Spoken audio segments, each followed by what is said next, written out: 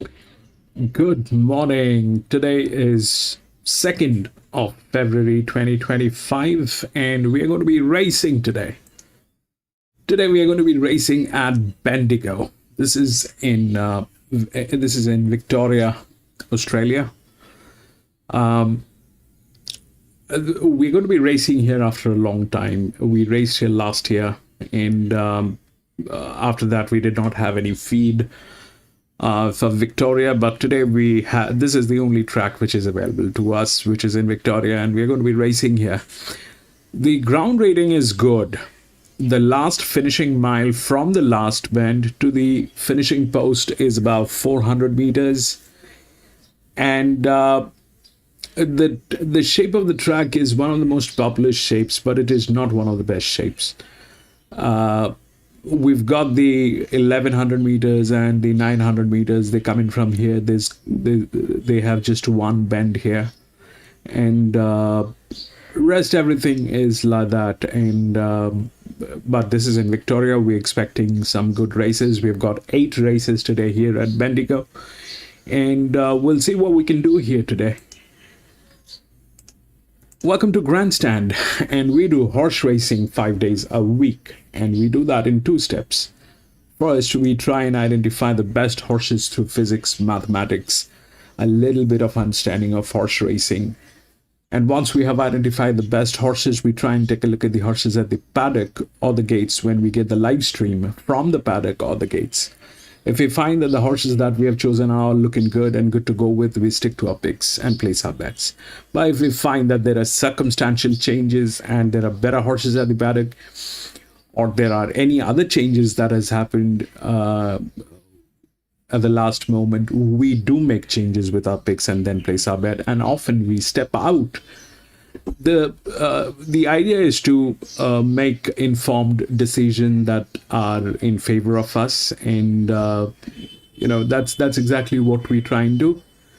So without any further ado, we'll get on with the racing part. I've got 3 tabs opened in front of me. The first one is where we get to see the racing, the live feed. The second one is RaceNet, where we take a look at the number of scratchings and the odds.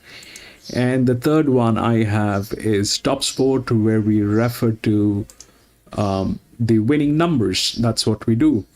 So we'll take a look at the first race, and the scratchings 2, 4, 12, and 13 has been scratched.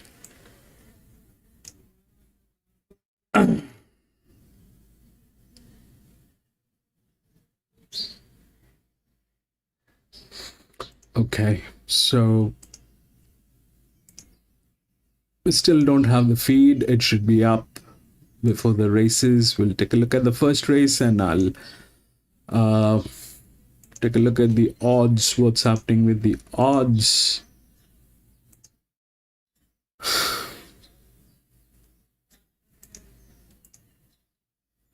Eight, 6, 5, and 1.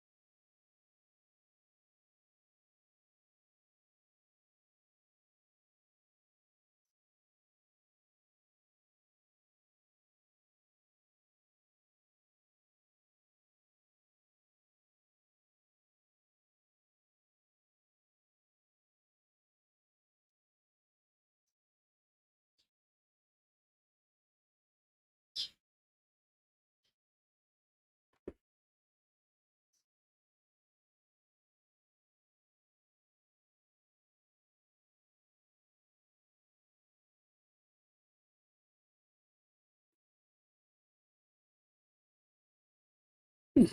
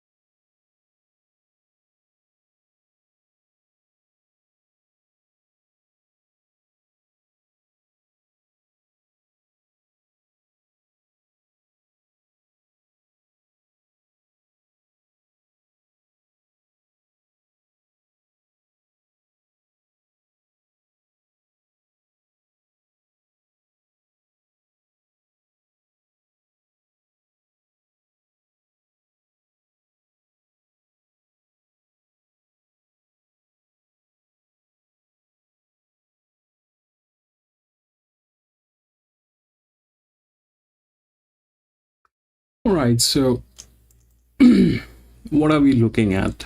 We're we're looking at a maiden race, which is going to be at a distance of 1,000 meters, and the odds are like this: 8, 6, 5, and 1. So that's 1, 5, 8, 6, all within the race. But it is a maiden race and it is 1,000 meter. And honestly speaking, we do not have enough data to understand which one has the kick speed, gate speed. And on top of that, it is mixed sex. There are two colts, there are fillies, and then there is this gilding, which is there. So the gilding is basically the one that has some numbers. Whether it is enough or not enough, that is a different conversation altogether. But here are the top things that we need to know, we need to understand about this race. It's 1,000 meter race. Anybody who's coming out from the gates at the right response time will win. Now, that we don't have. We don't, because it's a maiden race. There are plenty of 2-year-old fillies and colts that are going to be racing, and we don't know which one will actually kick back. Which one will actually do the job.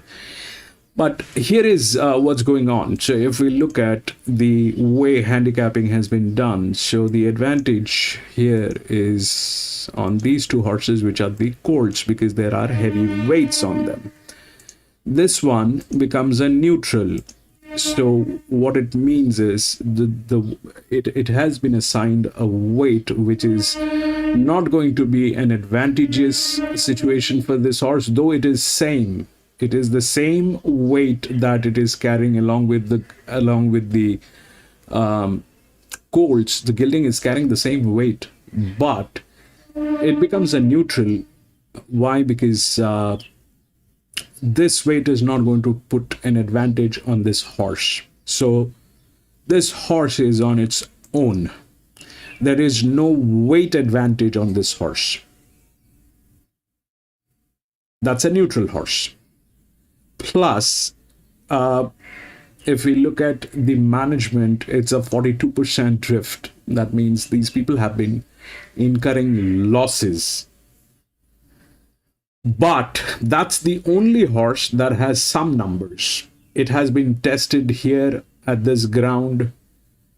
It has it's been to this distance. It's been to it has been to the distance, and it may not have gotten a place, but it has been to the distance, and definitely it has raced here at this track.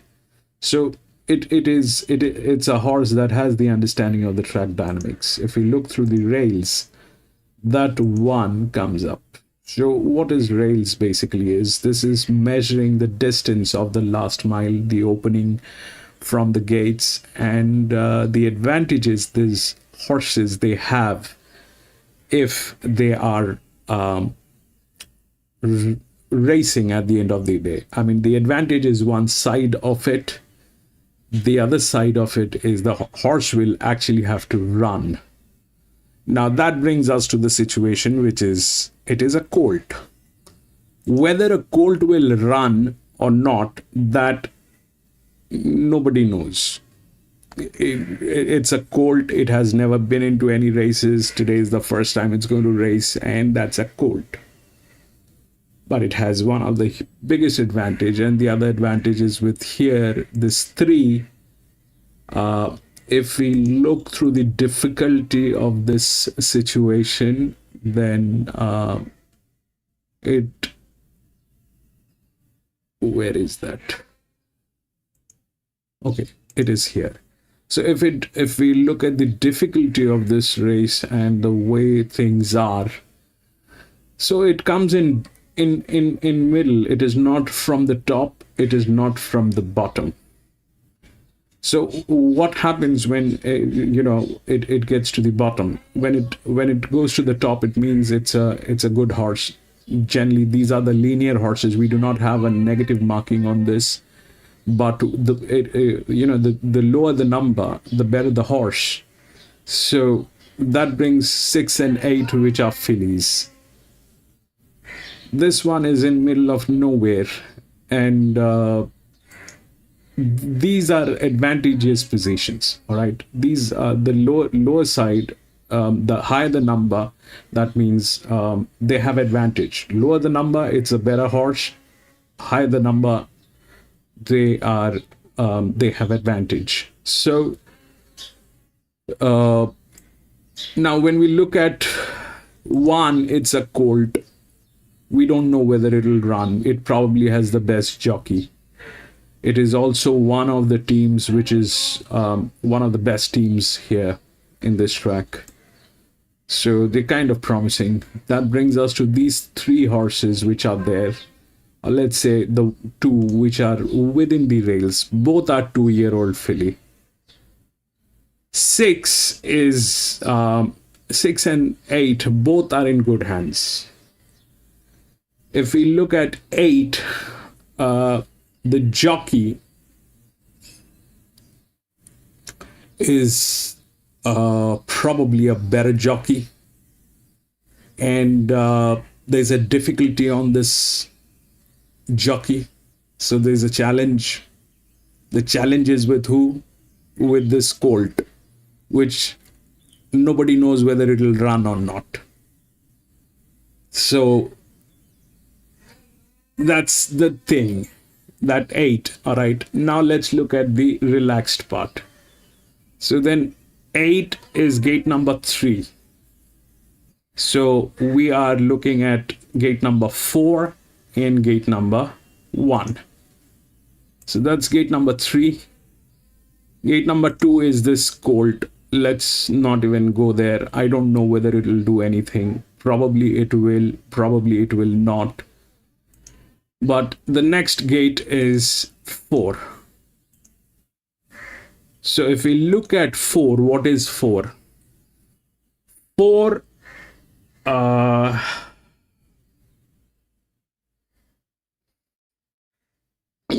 is prepared. It's not one of the best teams, but it is a very seasoned team. It's a very seasoned team.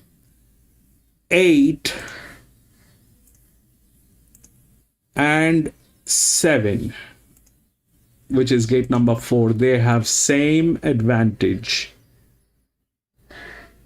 And the jockey is a little stressed here. Stressed as in the jockey challenge is more. Here the jockey challenge is less. Here the jockey challenge is less. But it doesn't come within the rails. So chances are very wild. And then there is this 8, which is also there. Gate number 8, which is in the best hands. So the jockey is stressed here, and this one is relaxed. This one is relaxed, which is the gate number 4. This is gate number 8. It is going to be with this colt that puts 6 into a dicey position, because God knows what that will do. The tailing gates, this is hormonal. Like, we meet different people at a party, and we exchange numbers and Instagrams. So the horses, they do not get to meet another horse unless they're racing. So honestly speaking, it's best to stay away from this one. It's a race where nobody has right information. Putting money on this is extremely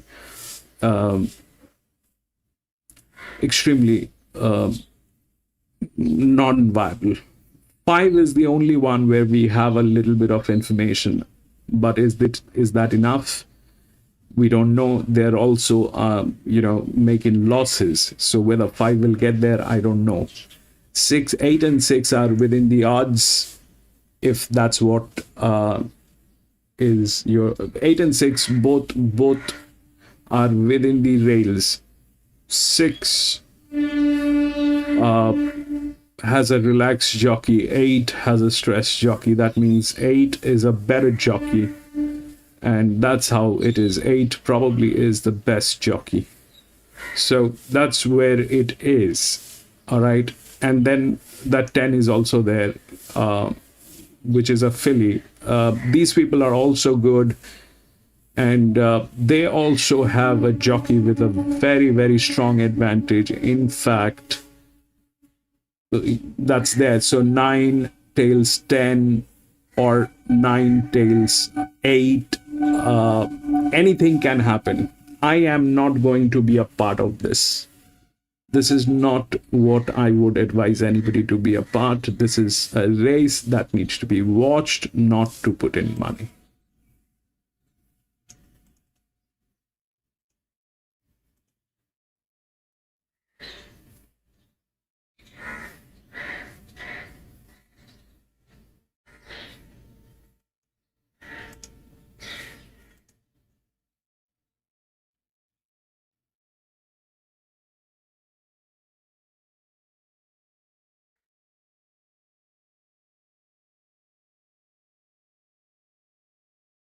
And plus, we do not have the feed for the paddock.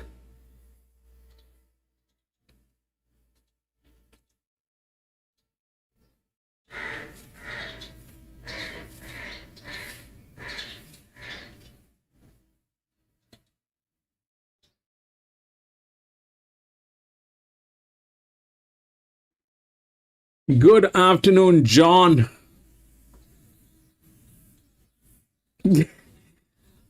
PC will overcome. He's PC. He'll overcome. The thing is, John, I think PC is very emotional about this sport. That's one thing that I have seen. He's very emotional. And the worst part is the subject and the thing that we're dealing with. That is the mother of encashing emotions. That is the mother of encashing emotions. And it has not been since now. It has been since the probably the beginning of mankind, I think. People do get attacked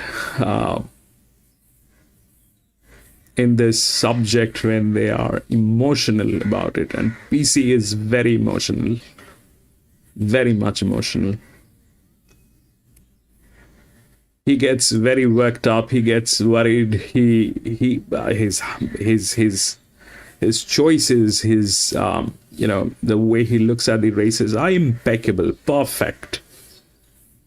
He's got tremendous understanding about horses, the races, the places where the horses come from. But at the same time, he's very emotional.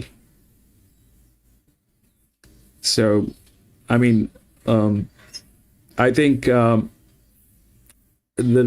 right, the best coffee is when you have the right,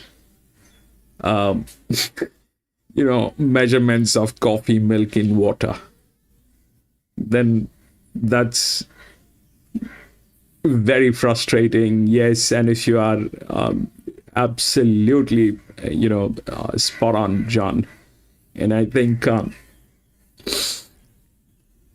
that's exactly where you need to build up a strategy. You need to build up, you like John.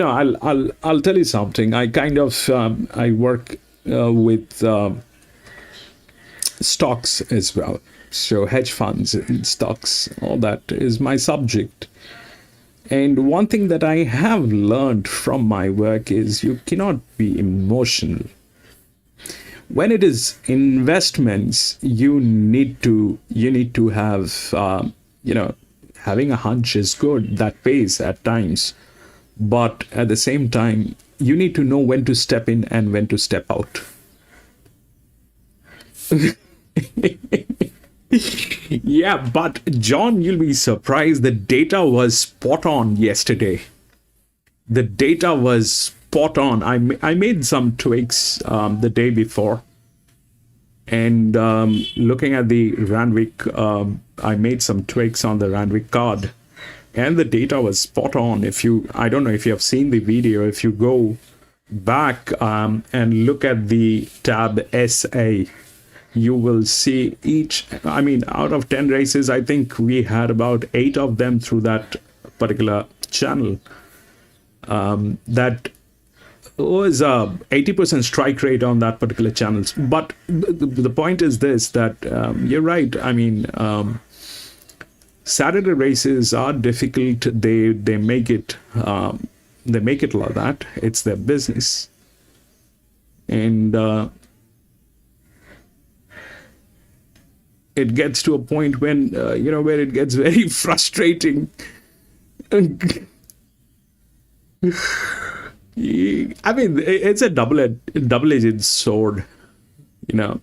It's a double-sided sword. It'll hurt you both sides. The subject is going to hurt you both sides. Come on, John. We are dealing with horse racing at the end of the day. You're dealing with horse racing, whether it is, every part of the world, I think they have some story going behind horse racing. For example, I'll tell you, in India, there's no breeding going on. There's hardly any breeding here in India. There are probably a handful of breeders all over the country, maybe 5, 6, 7, at the max 10 of them. And what is going on is absolutely crazy. Is absolutely crazy here in India. There are few handful of jockeys. They're ruling the entire scene. There's no data on any of the horses. The data that they provide is very, very sketchy. And it's a weird kind of a racing. It's a very weird kind of racing. In India, it's it's very different. People generally are not looking at the stats. People are not looking at, generally speaking, I'm sure some of them they do, but in general, people just look at the odds. Okay, which one is favorite? And who's the jockey? So, favorite and jockey. These are the two things. These are the two numbers that actually work in India. Rest, everything is weird. All right, we're at Bendigo, and that's the first race. John EW on 7.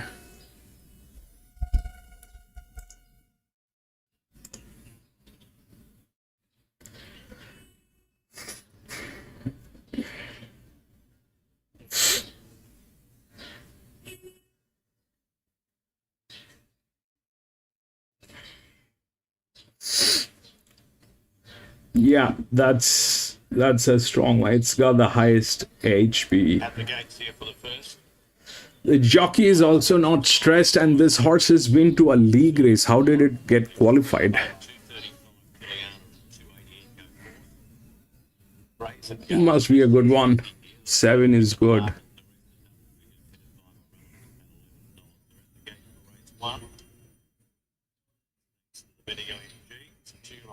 I'm out.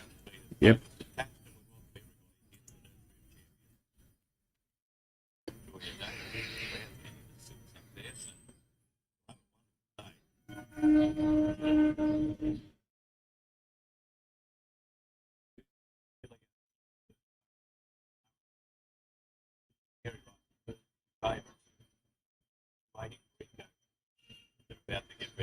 Five late scratching. Brilliant.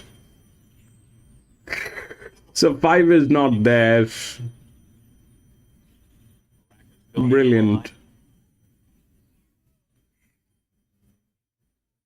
Probably 7 and 8. Couple left to go here at the first. Bendigo rail out 6. Track looks immaculate. It's a good 4. We're here at Bendigo. Apium Bendigo, the nursery of champions, for a good strong card of 8.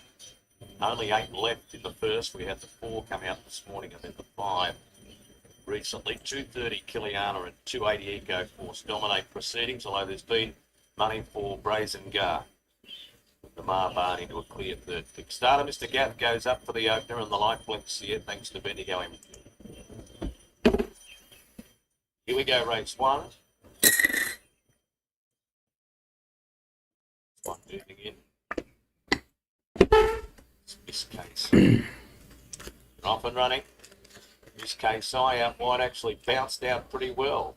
So did Morality, and Eco Force is showing speed. Kiliana trying to muster on the fence, then Brazen Gar the outside. Far More Radiant drifting back with Parak, and My Bonamy is back towards the tail of the field. The favourite Kiliana bursts through along the inside to take the lead over the second favourite Eco Force, and they're almost pairing off here in front of Brazen Gar and Morality. Miss K-side very wide, and Parak at stablemate hugging the fence. Then Far More Radiant and Miss Bonamy. Into the straight they come. In fact, into the straight they come here. And Kiliana has tried to nick off on Eco Force, who leads the chase. Parak rails up, then Morality. Brazen Gar to the outside. Further back in the field, then to Far More Radiant. Kiliana's got to the 100. It's green, running on empty, but it's got them all beat. And it's going to win the opening event easily, Kiliana. By 4 lengths to Eco Force. Brazen Gar ran well on debut for third over Morality. Then Parak, followed by My Bonamy. He's finished back in front of Miss K-Sio, never got on the track with it, was Far More Radiant. Very easy. 8 and then what? Number 8 looks way better than average, doesn't it? Mark Zara for Team Hayes. Lindsay Park continue their almost domination of the 2-year-olds in Victoria. Thankfully 2 by Brazen Bow out of Vivacious Spirit. Lindsay Park Bloodstock and Brent Knoll Thoroughbreds head up the 8619. The 8 has handed away with the prize. Eco Force number 6, Graham Big Joe Bowditch is a brown filly. Thanks, John. Finishes second in the contract or Ascot bloodstock colours. Brazen Gar number 1 has run third. Kieran Marr, Ethan Brown. Another Brazen toe this time. So 8, 6, 1 and 9, the order of numbers on the first. Went 57.63. About 3 lengths slower than the 2-year-old. The recent meeting, and the winners won by 4 1/4 with a length and a half, second and third. 4 1/4, a length and a half. 57.63, 8, 6, 1 and 9. 8, 6, 1 and 9 and 3 ran fifth. Market was all over Kiliana. Mark Sarah on a hit and run mission. He rides the first 2 favourites. This one to return around 220. It does return 220 at 104. Eco Force 140. Brazen Gar 180. Quinella 290. Exacta 480. Trifecta 20 at the first 451. Let's get to Will Evans again. Sam's catching up with him. Well, that was pretty painless. Yeah, it was super. It was a fraction bit away, but once she hits the ground, she's got great acceleration, picks up easy, so she was cruising under mark. It was the last one off. Raining Star, Raining Star. Raining Star, Raining Star, Idra Cowra, Idra Cowra, Idra Cowra, Idra Cowra, Calbari, Calbari, Calbari, Calbari, Idra Cowra, Calbari, margin of error, margin of error, margin of error, margin of error, Blissful Bay, Blissful Bay, Blissful Bay, Blissful Bay, Blissful Bay, Asira, Asira, Asira, Asira, I am a fine line, I am a fine line. Raramuri, Raramuri, Raramuri, Raramuri, Raramuri, Raramuri. Capitalizer, Asira, capitalizer, Asira, capitalizer, Asira. Raining Star, Sir Monica, Sir Monica, Sir Monica, Sir Monica, Sir Monica.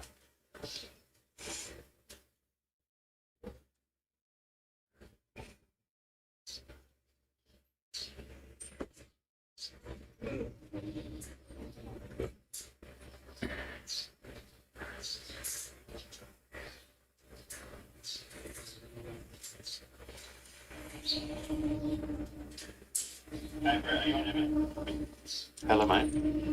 Stacey Metcalf has the white cap with red star. Just want to confirm this. I've got 2 sets. One has red cap, one has white. She has a white cap. Yeah, the Asira's sort of a little bit reddish. The other one's pretty much white, so all good. Yeah, thanks, mate. Cheers, man.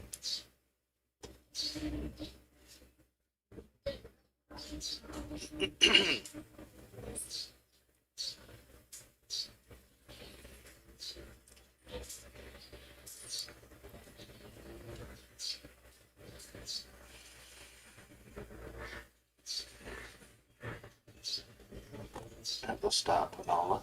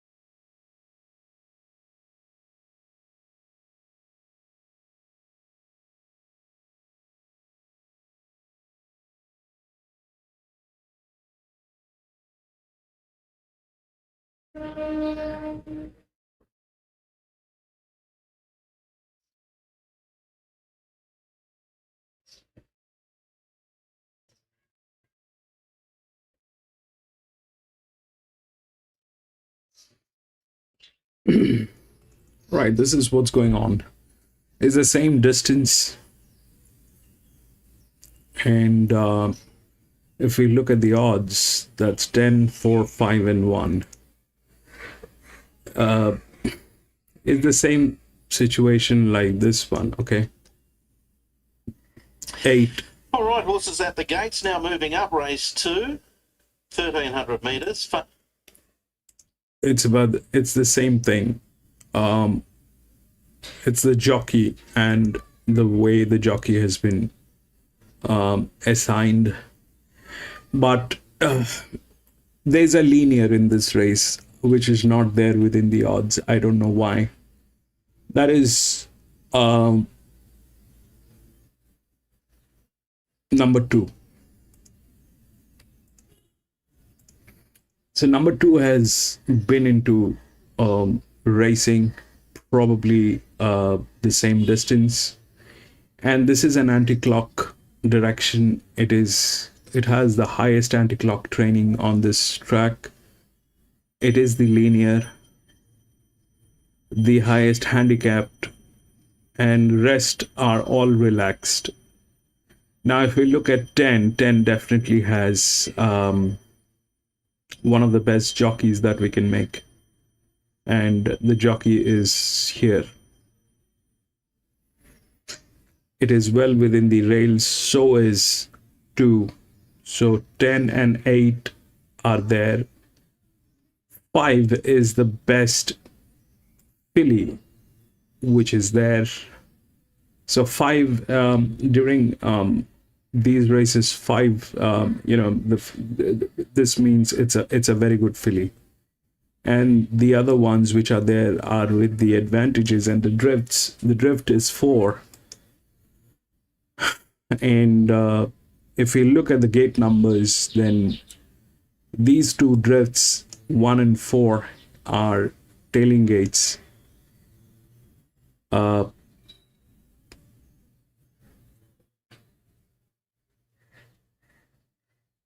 10 doesn't have a tailing gate. The other one is 9.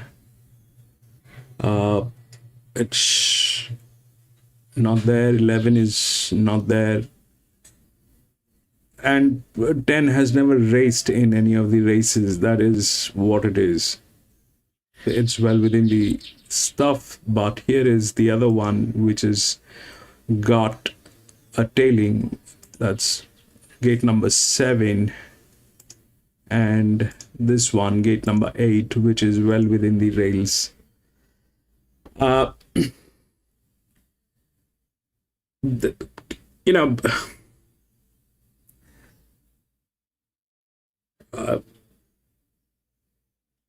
It's very weird the way things are. I kind of again, I'm not going to be a part of this. I do not know. There are 2 horses we have with numbers here, actually. The first one, there was just only 1 horse which got scratched at the last moment, and this is there we've got 2 horses with actual numbers. Now it's a 1,000 meter. Anything can happen. I going with the odds is one thing. 10, 4, 5, and 1. So that's 10, which is the favorite. 4 is the one which is the relaxed. Ideally, that's the second horse pool.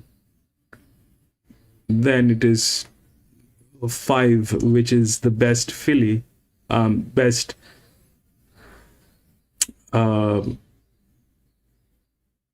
maiden, and then it is the 1, which is the second drift. Now, the second drift definitely has better advantage than this one, and there's this horse also, number 3, which is also tailing gate with the same advantage, a relaxed jockey. But I don't want to be a part of this. The 2 is the linear. I don't know why the 2 is not there within the odds. Probably probably the trials have been not great for this horse, and that's why they're not in the game. or that's why there are no odds on this, but I've got very strong indicators on this going on. It's a linear. It's the first one through the rails. No, 4 is the first one through the rails, then it is 2. 4 is the first one through the rails. That's how it is. 4 is also managed well. So it's between, honestly speaking, probably 4 is the best option here, but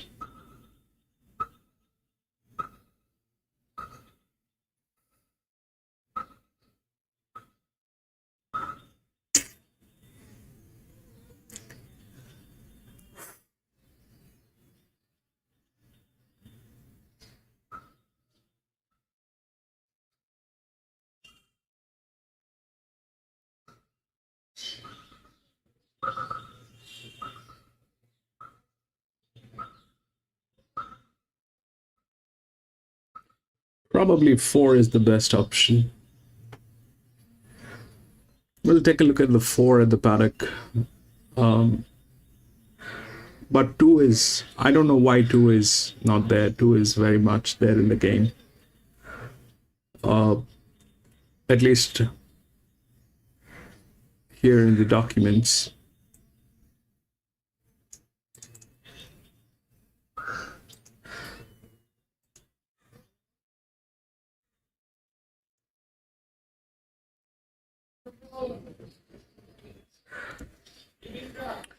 We'll take a look at that too.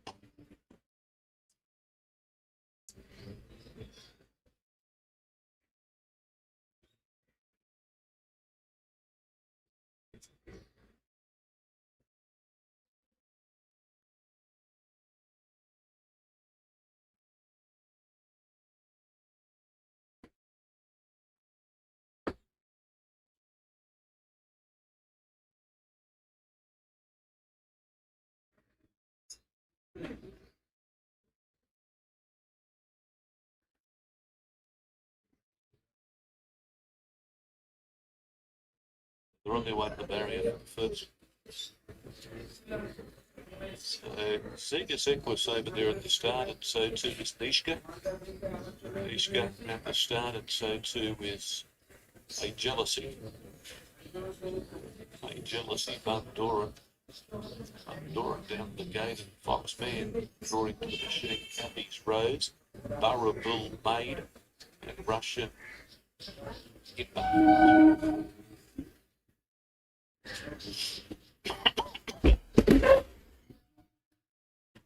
So we're right to the barrier now for the run of the opening race. Doran the favourite. Good support Foxman, $7.50 into $5.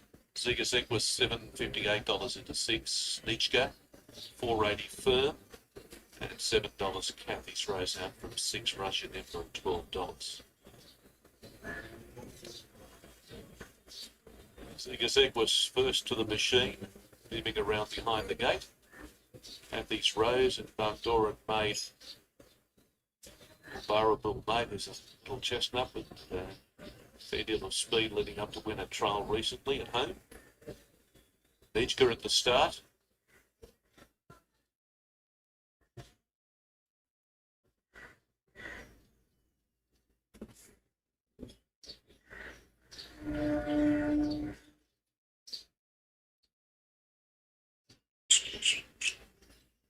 Hay famously moving around. Hay jealousy, I should say.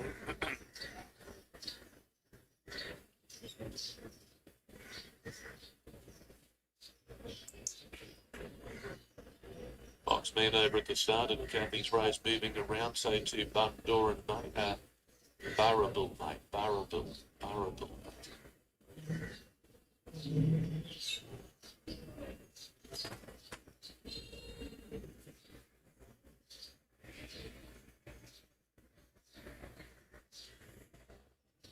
Yet to move in, start time is under 2 minutes and 1 for the opening race of 7 races at Colac today.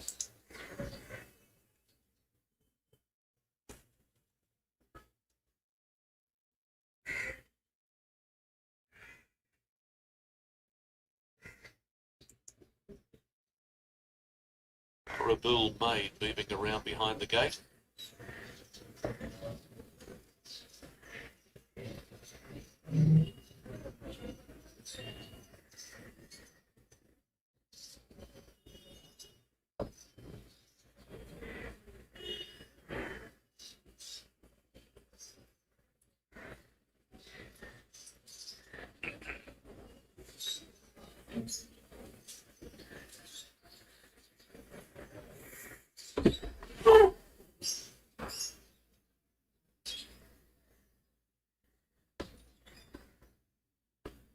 Yeah, very well, thank you, Kate, and also to Nick and whoever else is there with you in the studio today. I didn't mind here, but we've got a bit of a breeze up. It's a bit of probably a headwind in the straight, which on these types of tracks really does favour the on-pace runners if they get an easy time. I thought Nishka ran well the other day. Foxman with a definite chance at Bundor, the favourite for the race, hard to beat as we get set. Irresistible Sir, I thought was a star bet in about race 4. It's $5, maybe a bit better, and I think it should be shorter, just about. It's a coolish day, getting up to around 21 degrees. Kathy's Rose to move in, Bundor to come up. We'll see the line pretty well complete. Barrabill Maid stands up nicely. Sequus and also Nishka. We're nearly ready to go. Kathy's Rose to move in. With commission around that $7 quote. Favourite for the race is Bundor. Just Kathy's Rose coming to the back of the gate. Bundor coming back to the 1200, back to the 1,000 odd metres today. 7 race card, Bet365 Colac, and they're ready to run. Well, made a lunch at the gate. It might have been Bundor. Hard to tell from here. Anyway, they're off. The favourite jump second or third, Bundor, is going to drive through and try and take the lead away from Russian on the inside of it, pushing forward Russian Imber, I should say, as Bundor drops back because Nish has gone fast to join Russian Imber.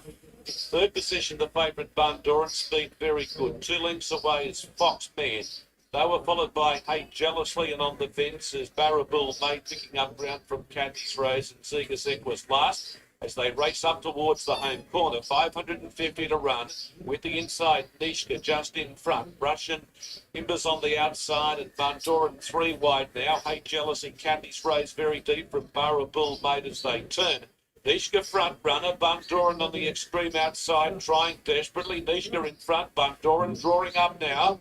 They're followed by Seegersek was making ground. Nishka in front, Bundor having a bit of a fight. Bundor trying to get to Nishka but can't. Nishka wins ahead, Bundor, third is Seegersek and Kathy's Rose late. They're followed by Foxman. Back in behind those runners as they go past the post was Hate Jealously. They're followed by Russian Imber and Barrabill Maid last in. Very quickly, Nishka in front for Froggy Newitt. Gave a really good kick. Bundor had every chance to run it down. Was closing, but not fast enough. And Nishka for Jack Lang. And Craig Newitt wins the opening race. 4-year-old son of Divine Property ran his best race of his 2 runs when he was first up. Trialled up okay for it. And today has been able to lead. That was vital for his chances. And it's one for Bundoran, who was lunging in the shadows but just couldn't wear the winner down. And Zig was well back late into third position, got up on the fence. Kathy's Rose will finish fourth. 1-5-2, 58.47 the time, 58.47. It's a real battle for the early lead, and Russian Imber got the front. But quickly, Lishka drove up on the rail, went to the front, travelled well, and just as Bundoran looked like it was going to get it with about 50 or 60 metres to go, the inside horse kept giving, and it's won by a head. With 2 1/4 length second, third, ahead by 2 1/4, 1-5-2-7, 58.47. There'll be a winner around the corner for Bundoran. Just comes down to price factor. It had a big chance, ran on quite well, and Zig was after being well back, did a pretty good job. The others seemed to have their chance. Captain's Race was very deep, which is never really ideal. The Nishka wins the first. $4.40 out to $5.50 SP.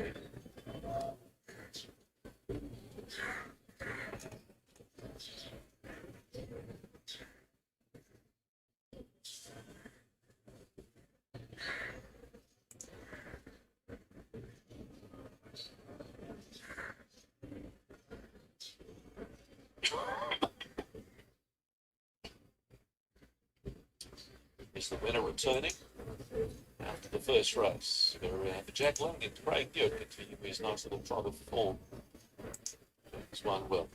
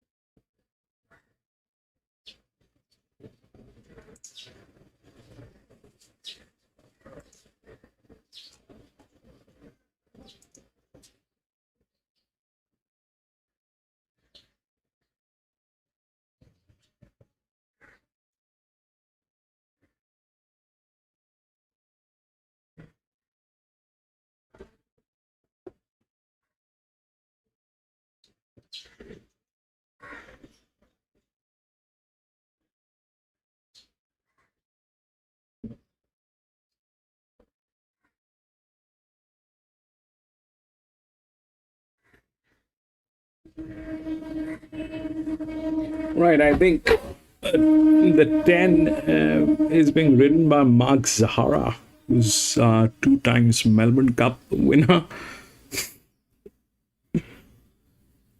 I think so. He's the same gentleman who's won the Melbourne Cup last year and the previous year. Not this year. This year was won by somebody else, but I think I remember that name. I kind of had a lot of hope that he's going to win this time. That's Mark Zahara. I think that's the guy. John, is he the same?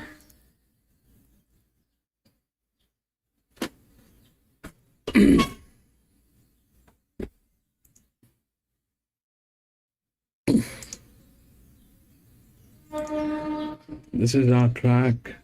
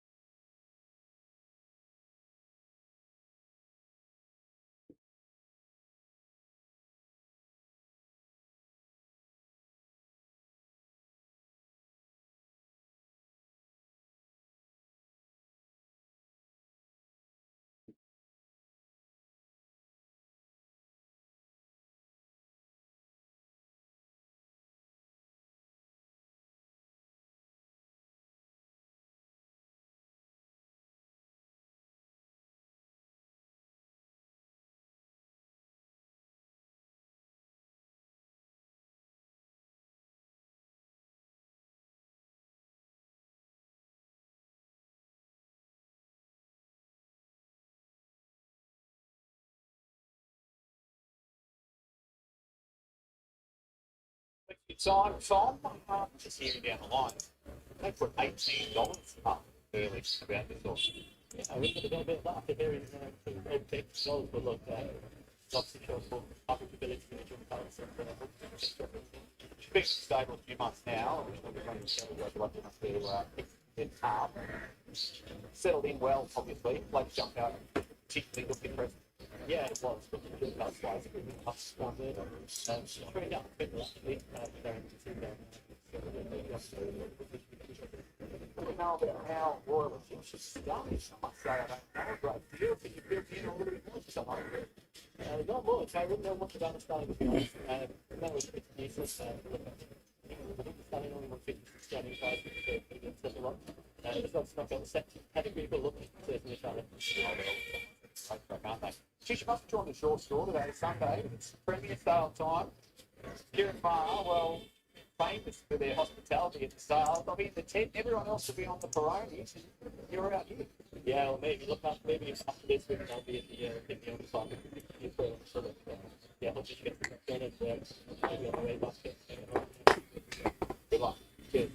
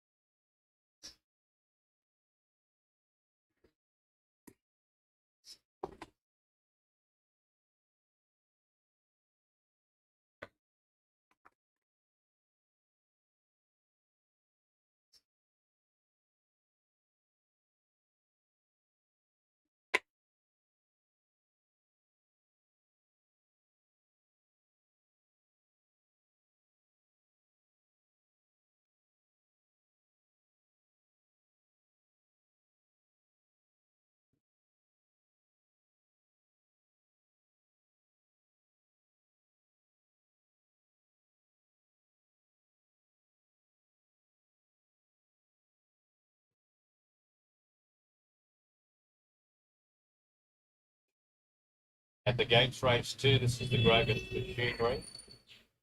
Silk Sonic 175 on the fixed here. Mark Zara going for the hit and run. 4.25. Liana. Tough Guys $5. Bohemian Angel at 7. Double figure odds the rest. They're getting set now. Bohemian Angel drawn the inside as the first to go in, and they're getting set.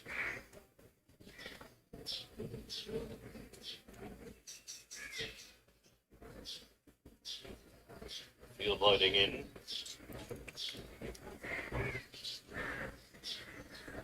Three-year-olds in the Grogan's Machinery. They're going 1,000 metres.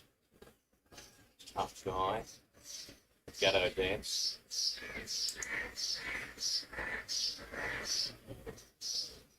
Pretty much set here. 7 a bit on the program. 1,000 metres again this time for the 3-year-olds. Duff over.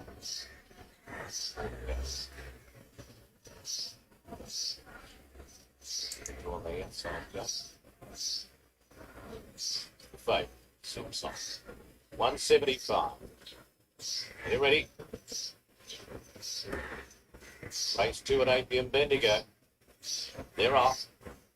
Silk Sonic out wide, came out fast, so did Forever June. And Gatto Dance and Snappy Bow both away well. They're followed then by, just behind them there, to Casita Bonita. It gets to sit just behind them, although off the track on the outside of Snappy Bow, Bohemian Angel now, then Tough Guy, Carolina Breeze, followed by La Meeting, and last of all was Somewhere in Time. Up before the turn, Forever June is the leader from the odds-on Pop. Silk Sonic running second. Gatto Dance is against the fence, and out wider presenting now is Casita Bonita. They're followed by Bohemian Angel. Snappy Bow was next in the straight. Gatto Dance got right up on the inside here to take over. There's a run for Bohemian Angel and Silk Sonic given full bore. So is Carolina Breeze running on strongly. Silk Sonic, he's had to pull the whip, Zara. Carolina Breeze and Bohemian Angel's driving through. And Carolina Breeze is going to get it over Bohemian Angel, and Silk Sonic wilted on its run to finish third in front of Snappy Bow and La Meeting. Then followed by Tough Guy, Casita Bonita and Gatto Dance, and then Somewhere in Time and Forever June. When you're hot, Carolina Breeze, number 6. No, 10. Sutton, one big for yesterday. No, 6. You can combine again here. Bay Philly 3 on debut by 2 Darn Hot. 6. Now the 10. distorted human being runs by 6 and 10 I've seen. Bohemian Angel, who had gate 1, kept driving up on the inside. Linda Meeks for Moody and Coleman, and it's run well on its debut also.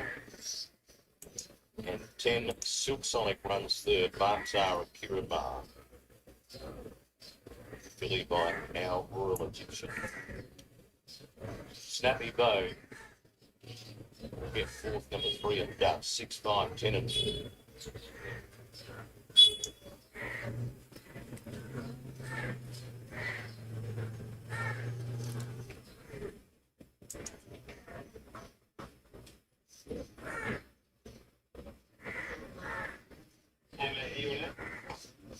Club colours 13. Colour.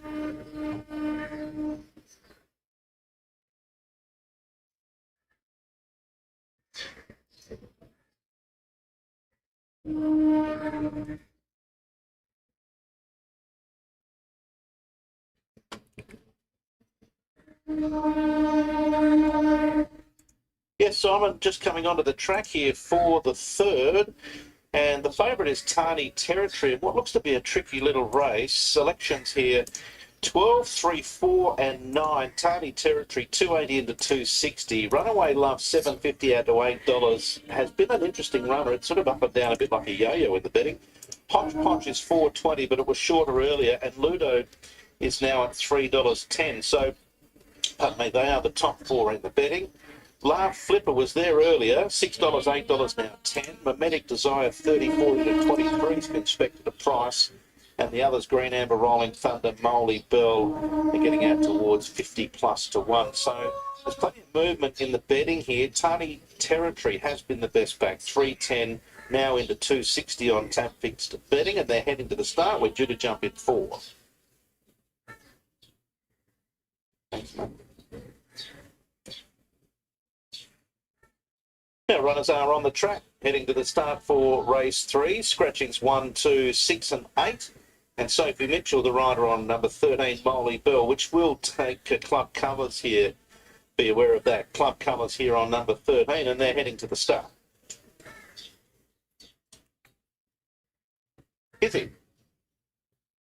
Yeah, I didn't know, I haven't heard anything, but the only thing I've heard is that they're absolutely chuffed with Gold Rush Guru, so good question. I'm not sure, but it'll be 2,000 metres somewhere, so it might be the Australian Cup. It might be. I'm not sure if there's a 3-year-old race over 2,000, is there? Not sure. Or maybe. Don't know whether the Valley would suit him, but from what I'm hearing, he wants, as I said to you yesterday, wants 2,000, and it looked that way is the way he hit the line. So Australian Cup's at Flemington, isn't it? So I might be happy to throw the dice away for age. Could be very interesting in that. Yeah, that's right. I remember those days, I think. Yes. Can't unfortunately tip you in a winner here at Panola. I'm not feeling real confident about the car. Yeah, that's right. So the only other option is there might be something here in Adelaide on Melbourne Adelaide Cup Day. There'll be the Morphettville Guineas over a mile. They might come back for that. Not sure. Well, yeah, I mean, I think the Guineas here is only worth about 120, 150. You get that running in a benchmark 78 in Melbourne or Sydney, so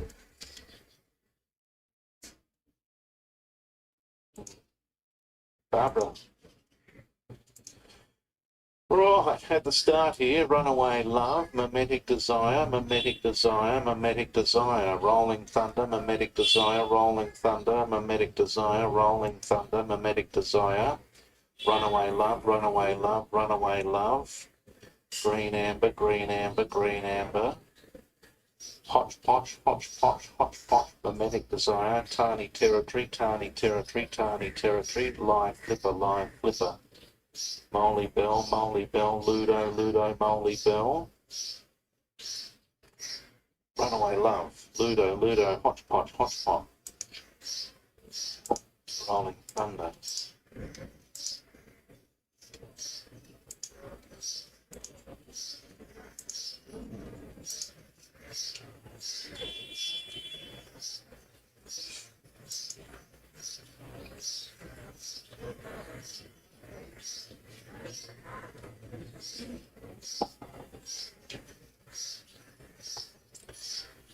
All right, horses starting to load up for the third of the day.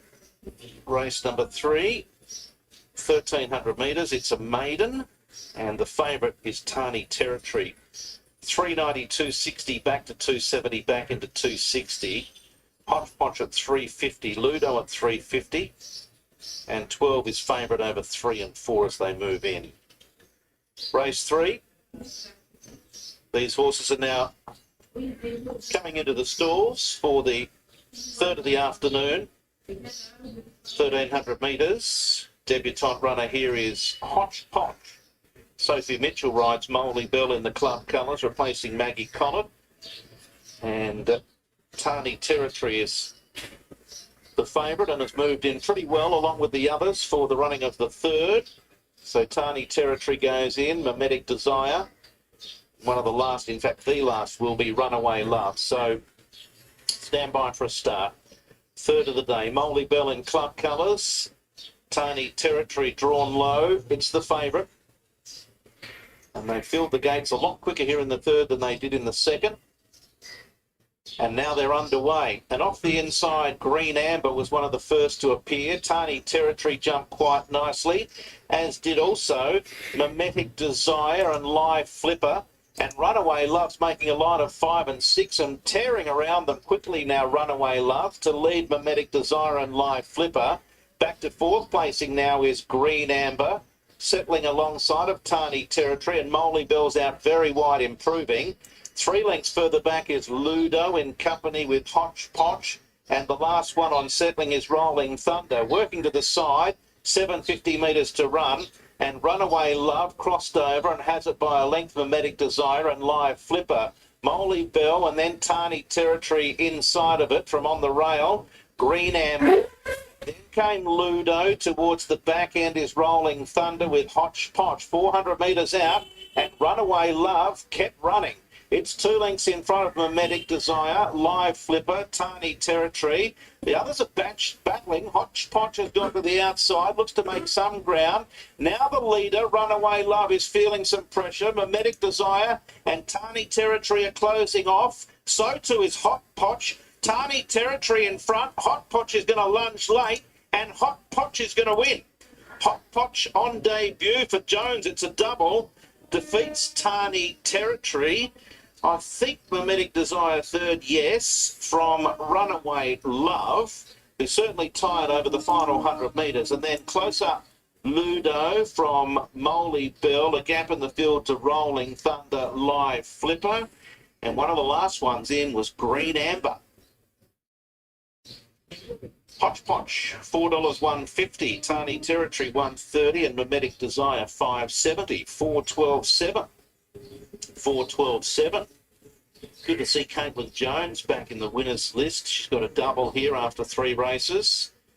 Hodgepodge has given the majority of them a start and a beating.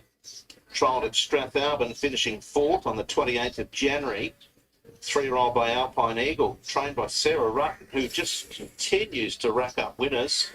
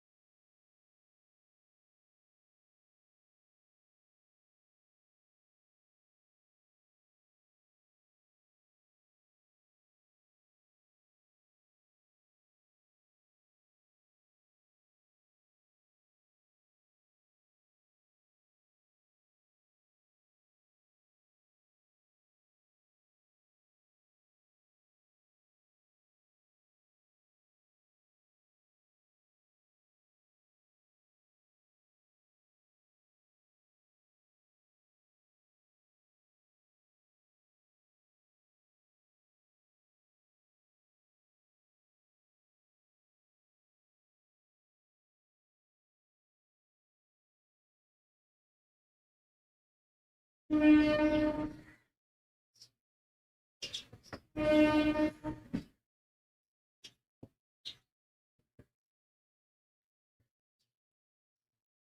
track they run for the first of the 1,200 8-metre races. This is the Mortimer Petroleum Otway Classic Maiden. We'll lead at 380 of the BAP, out by 750. Saxon Beach 550. Day in July 12. Dreamtown well supported 390. Riglet 340.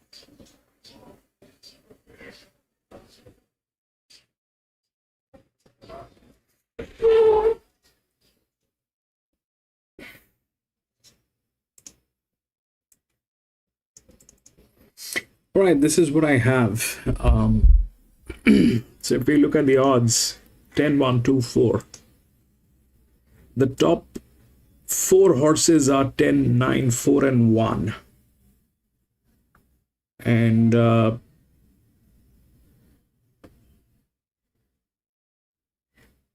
that 10 has some numbers, but it's probably also with the best jockey, and that's how it is. But if we look through the rails, then the 4 comes up.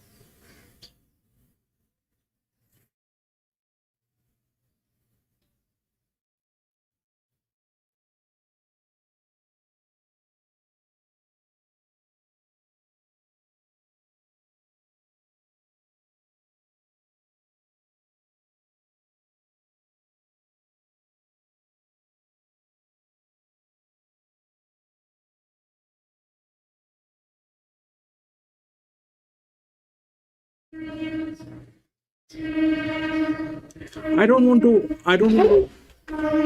to comment on this race because the last one I seriously don't understand.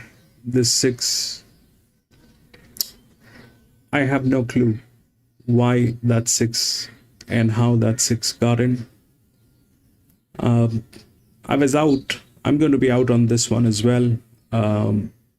Chances that can happen is probably, if we look through the way things are, that 3 has the 3 is good. The 3 definitely has a chance. Probably a second or a third horse pool. This one is 10 winning is not going to be easy. It's not within the rails, and that's where the 10 comes in. The 4 is there, so it's a drift. The largest drift is on 9, which is gate number 4. If we look for a connection on 4 and 4, then we'll have to come to 2, which is there in some form. I don't know what, but it is there.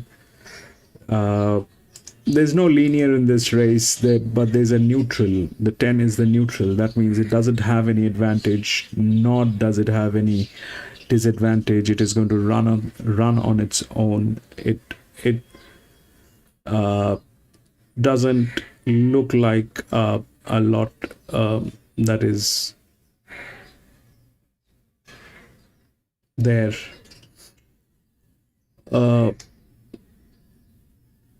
If we have to talk about 2, we'll have to talk about 1 or gate number 3, 6. This one. They're like 90% dysfunctional team. There's no way I'm going to get into this. 9 is the one which has been to this distance and this track. 9 is a hope. If we look at a tailing, then 4 and 5, 9 and 1 probably are the ones. The best hand is 8. So if 10 wins, then the next one is 8 probably. But I don't know if the 10 is going to win. I don't know. And I'm not going to be a part of this. This one did not play. It doesn't have any logic. whether it is a maiden or not, it did not follow any logic. It just happened. And that's what it is. So if the 10 wins, which I don't know whether it will win or not, then 10 wins. It's the favorite. But there are 50% drifting. This is 60% drifting. So they're kind of dysfunctional teams, and not enough support line on these horses, apart from the 4, which is perfect out of the rails. But it doesn't have any support line. The 3 we cannot consider. That's a 90% drift away. The 1, the gate number 1 is a good one, probably. It's a 6-year-old gilding. I don't know how that will work. Doesn't have any numbers. It has 13 races, nothing that it has done.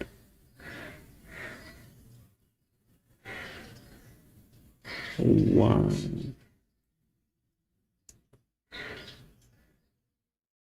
3 is the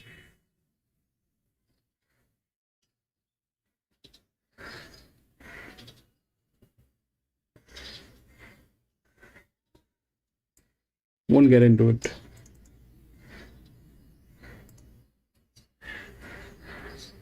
Rock wins the first 2. Brilliant wins it comfortably from out by Saxon Beach from the back.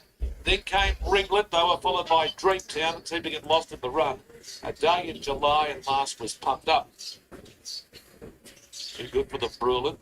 Fast away. Froggy Dewitt gave it a breather between the 8 and the 5. He got a really good rest in front on the son of Holland for Sean Mathering. Love the way he gets his head out. Watch him in the home straight. He really gets the head out and has a crack. Outby's done a good job because he was starting out of the gates. He ran on well, but the winner was too good. And Saxon Beach was always going to be a tough scenario here for a horse like Saxon Beach, getting around a tight track in this short course.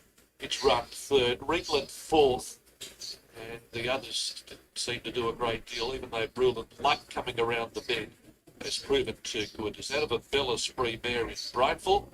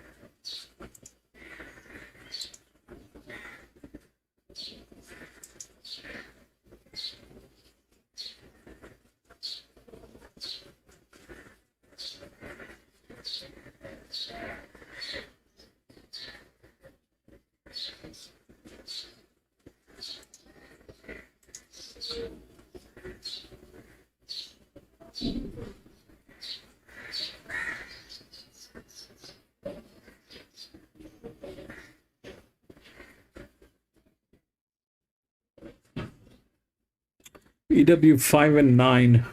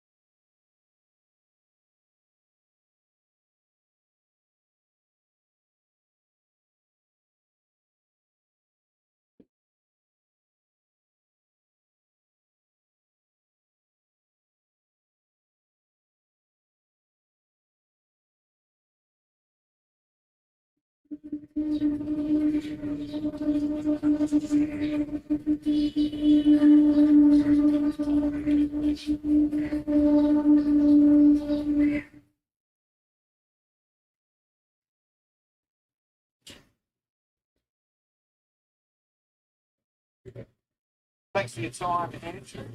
Very short of the market, but jumped out to suggest this man coming back will have a little bit of ability. Yeah, she does. We always like her. And, a couple of runs the first group.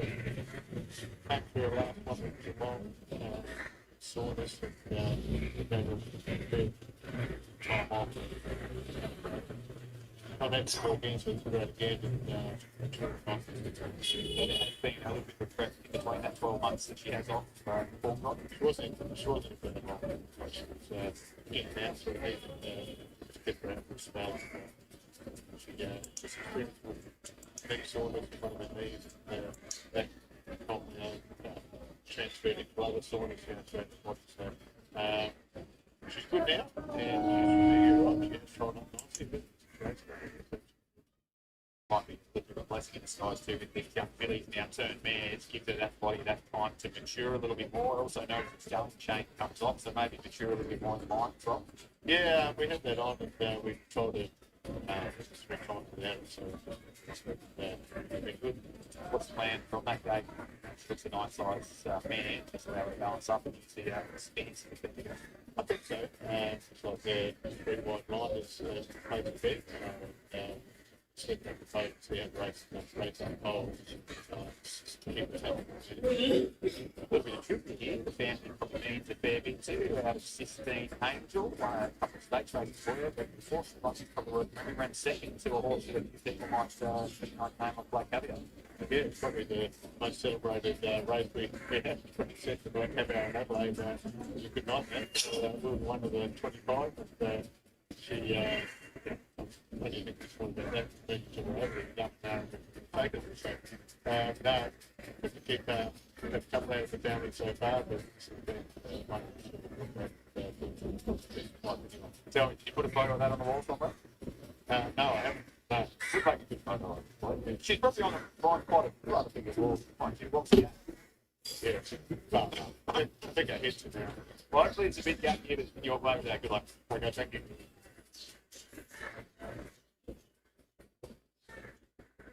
At the gates for the Bendigo Property Management.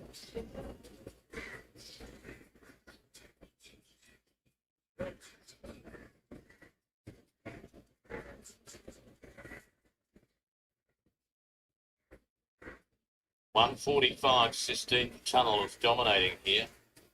$6.50 Elvin the local and $9 for Bring It 8. 11 for Vinny's Turn, who ran pretty well off the boot. To Wankarat.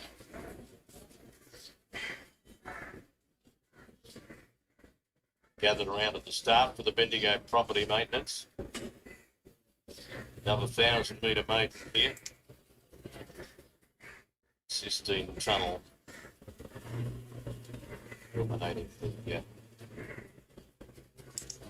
bookie sports.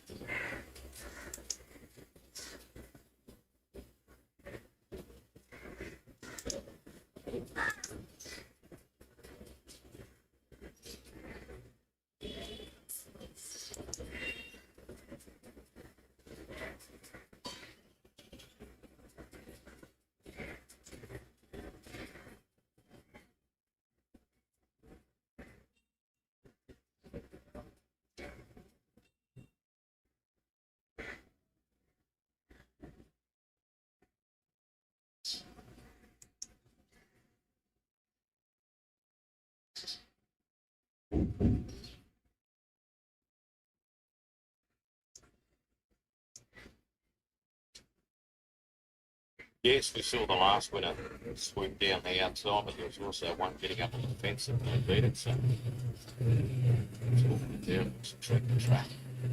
Plenty of work since our renovation, but well, go it's 150 at the puddles, 150 Sistine Tunnel. It's been well found here.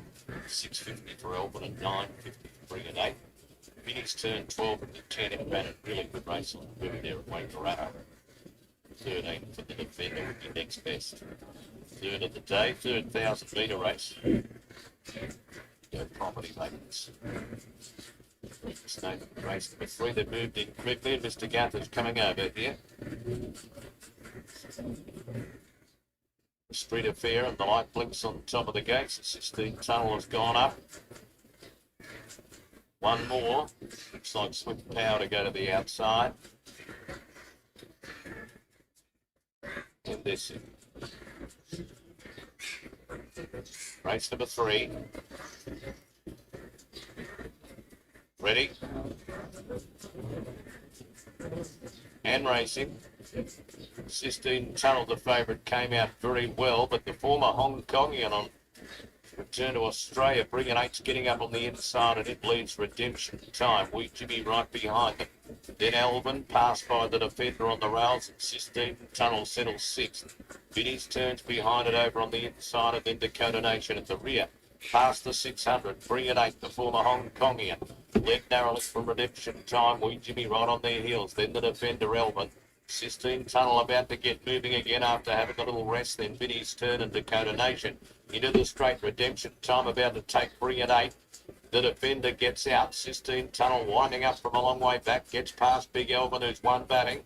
And then followed by Wee Jimmy. Redemption Time being collared out in the middle by Sistine Tunnel. Favourites going home the better. Elvin's getting a go on. Sistine Tunnel's in front though, and Sistine Tunnel won by a link to Elvin. Third went to the defender. Fourth is between Redemption Time and Vinny's Turn, who again got to the line strongly like it did on debut. Not sure whether it ran 4th or 5th though. Then followed by Wee Jimmy, Bring It 8. Redemption Time and Dakota Nation. Swift Power. There we go. Swift Power is just coming past the post now. Good effort by Sistine Tunnel. Workmanlike performance, number 10. Bo Mertens ran for a novel of despair by deep field out of the fast 16 Angels. Come back well for Andrew Novel of the Seymour Bloodstock team. Very happy with the return. Went straight. Ready one more.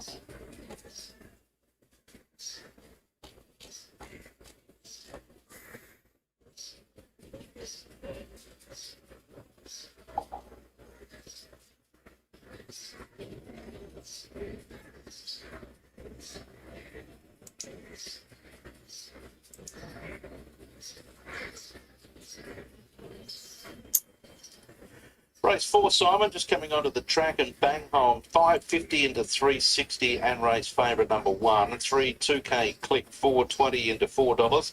5 Brazano is drifting 380 out to 440 number 5. 6 Master of Mischief 480 into 460. Disco Tillmore 8 out to 10 number 7. 2 Christique Dancer 950 to 11. And then Avanzo heads the rest at 23. Inner Sanctum 31. 34 Duke of Anjou. And Caitlin Jones looking for a third winner already here after just 3 races. She's ridden 2. She rides Duke of Andrew, who's got plenty of speed, and Enterprise Jules the roughie at 100 to 1. So that's the full market. Bang Home is favourite ahead of 2K Click. Master of Mischief now comes into 420 and is the mover late in betting with the selections 5, 3, 4 and 8.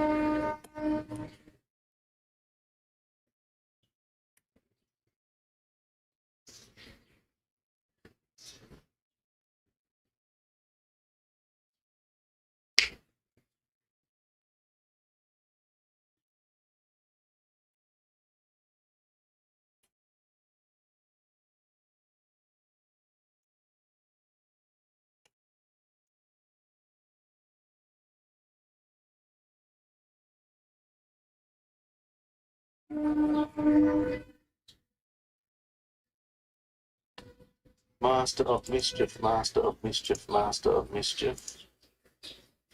Bang home, bang home, bang home. Christique Dancer, bang home, Master of Mischief, Master of Mischief, Master of Mischief, Master of Mischief. Inner Sanctum, Master of Mischief, Inner Sanctum, Master of Mischief, Inner Sanctum, Master of Mischief, Inner Sanctum, Master of Mischief.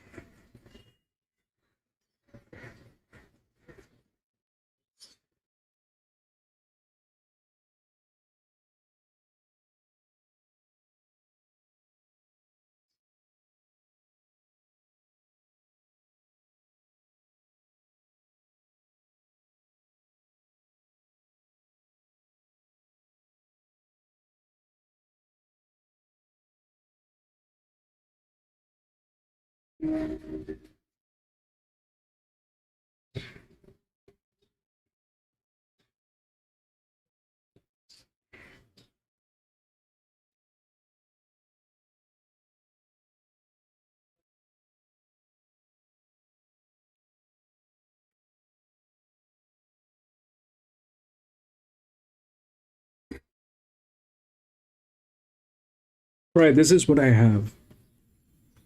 So the 9 is the favorite, 9, 8, 7, and 13. So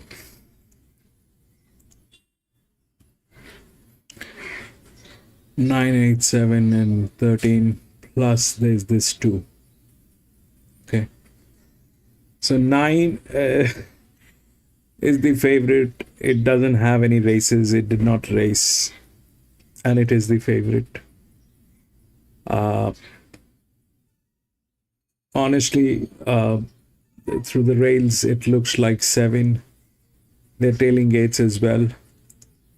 This one doesn't have any races. The 9, this is a little weird why things are getting like this. And the 10, I can understand there were races, but the The 9, it doesn't have any races. It's got 2 races, but nothing that it has done in any of those races.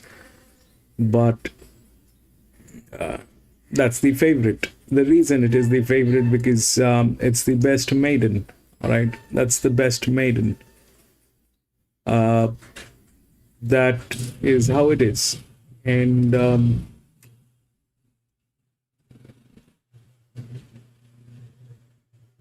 the 7 is very well managed. The indicators are far better on 7, but it is going to run neutral. The 2 has the drift, and the other one which has the drift is this one, 15, I think. Yep. So it's a hodgepodge again. The top 4 horses are 7, 8, 2, and 11. That's for sure. 9 is a maiden, which is the favorite. 2 is the drift, which should get in as the second horse pool. 7 probably is the best. I am going to be out. They're all tailing gates. It's gate number 1. This is 2. This is 3. And 13 is 13, 15. These are outer gates. I am not sure whether they're capable of doing that here, but that 9 is a good horse. It's not bad, but winning, I am not sure. The chances, this one probably is a second horse pool. Probably that's how a 1400 meter should work. But there are many other horses. We have got no numbers for them, and things can go wild.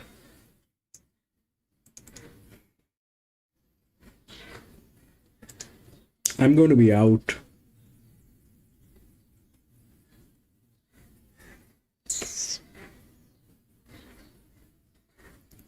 Weird racing.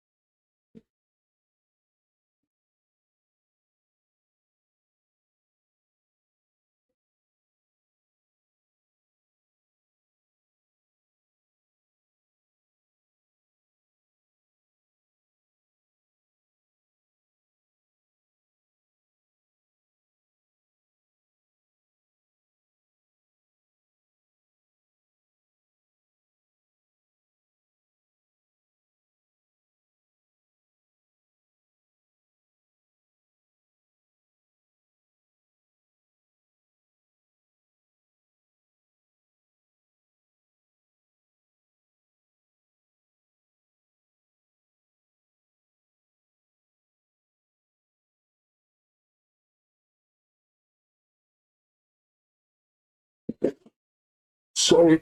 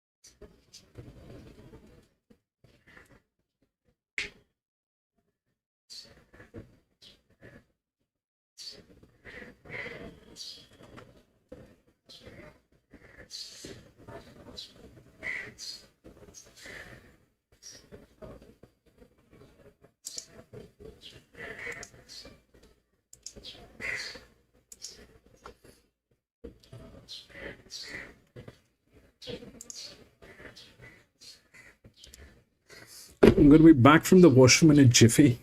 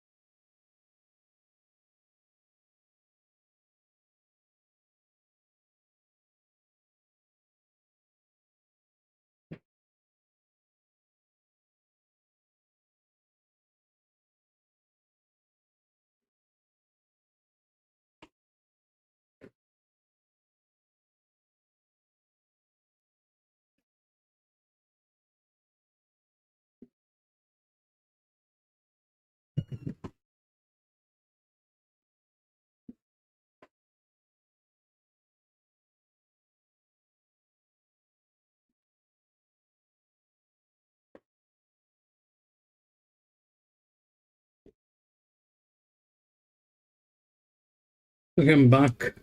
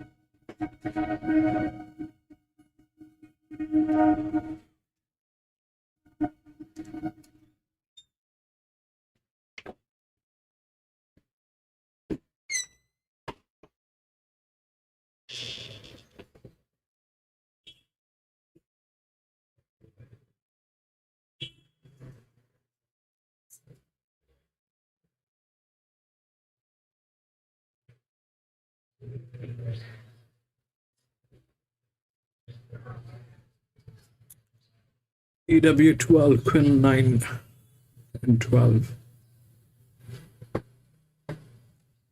I don't find any faith in this one. I don't know.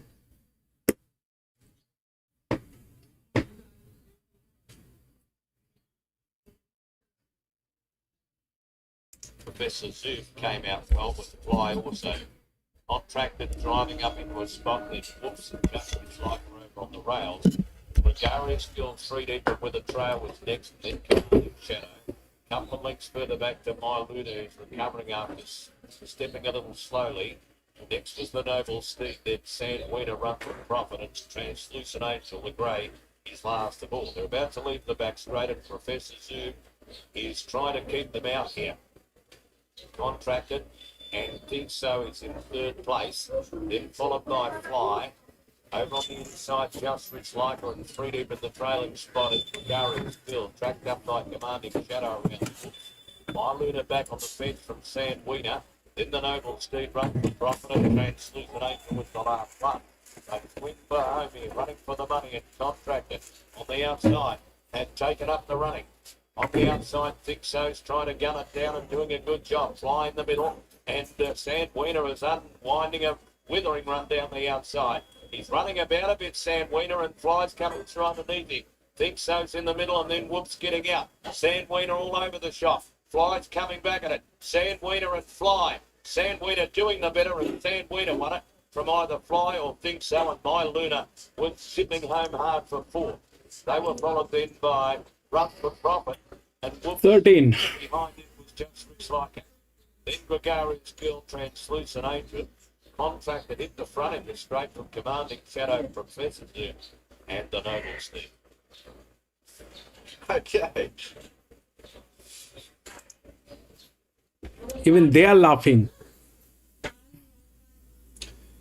Righto, Simon, coming onto the track here for the running of race number 5 today. And this is how the market reads for the 5th on tap fix betting number 9. Lady Toucan is into favourite. $4.63.90, now $3.80. Won the tank $4.20 to $4. $5 unchanged. Number 5, We've Got a Deal. Hit the slopes $4.60 to $5.50. And then there's a big jump out to number 6, Swish Wish, which is $8 out to $11. $15, actually into $10 now is Swish Wish. Pewter's at $15, $16 Epaulet Prince. Langworthy 23, hence the rest from Zombie Rocket, and so on. So that's the full market for race 5. The tank now back into favourite over Lady Toucan. We've Got a Deal on Hit the Slopes. They are heading to the start. Tips 1, 2, 9 and 6.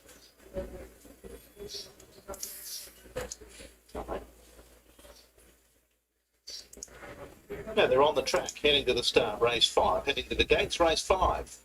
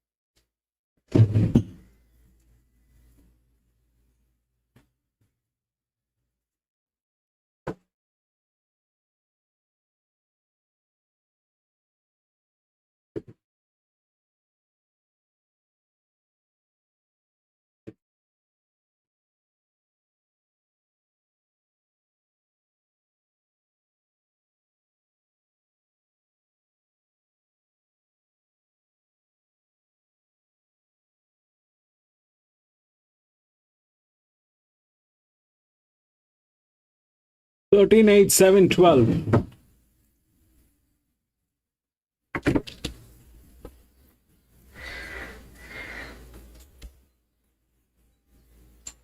Thanks, John.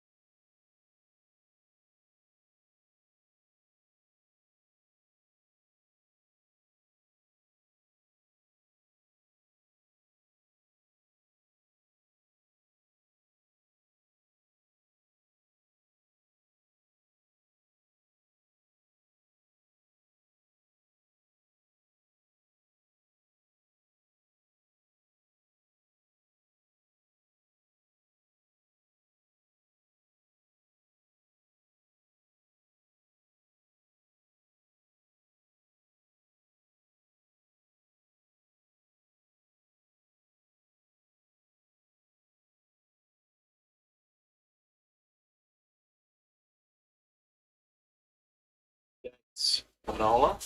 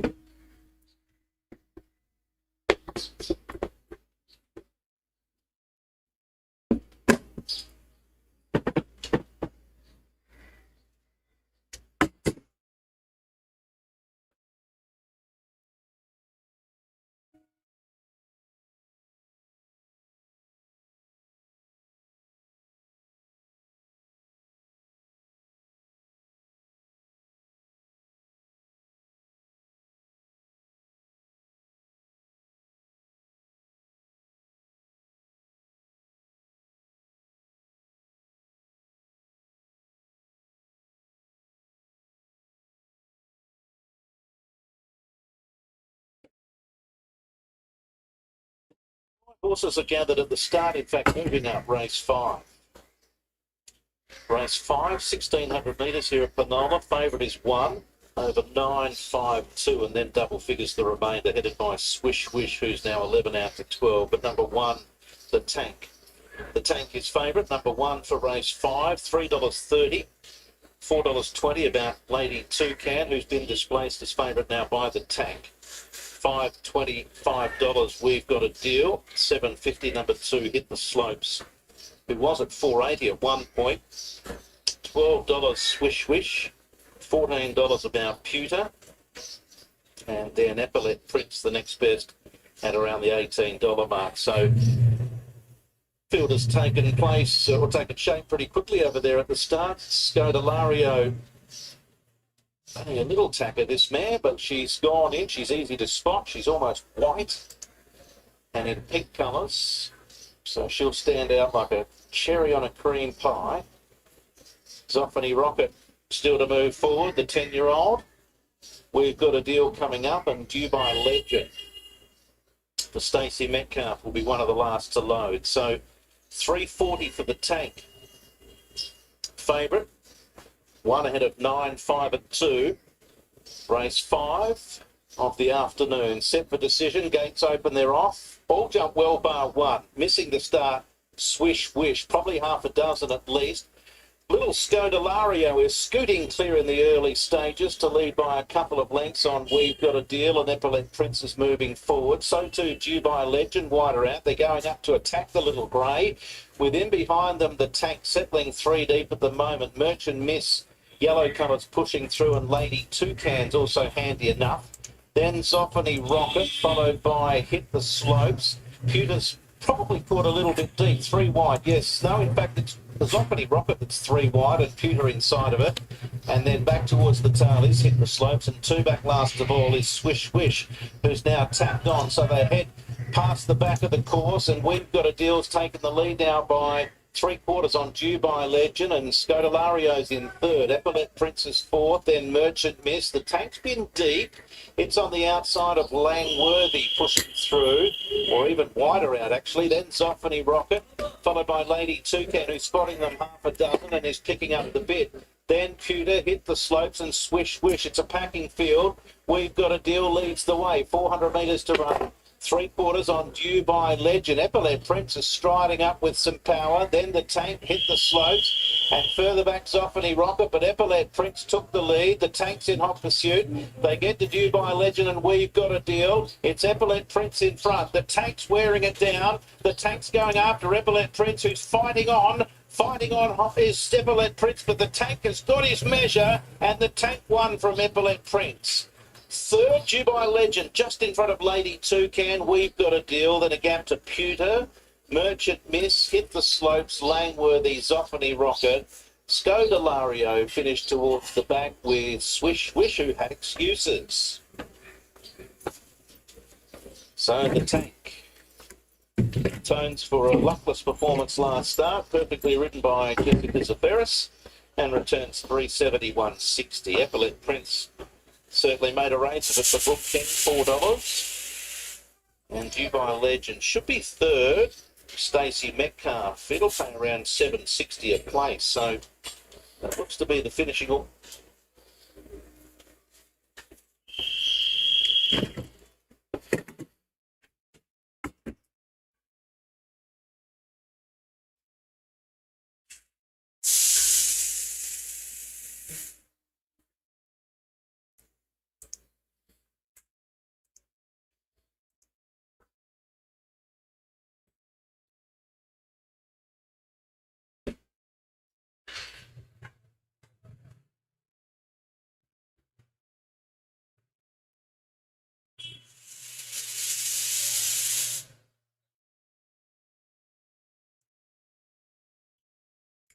Right, this is what I have.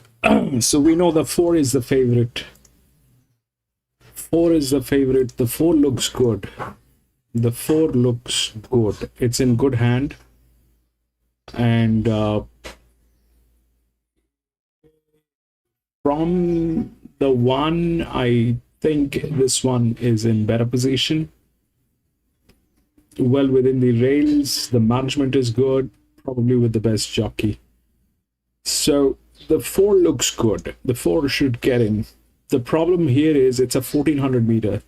So there is the drift. The 14 is a check. And the 7 is placed in a very strategic way, which has a lot of advantage way over the 14, and it is one of the best BBs with advantage. So ideally, the numbers should work. The 14 should be a second horse pool. The 7 can get in as much. The 7 can get in as much. So 1 has a lot of support line going on. So 1 probably is good. But honestly speaking, these 2 horses are very much on the papers.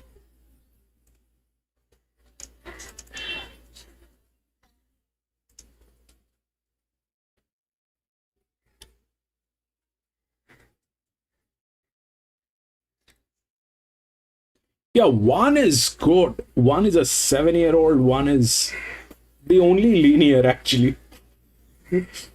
The only linear is one.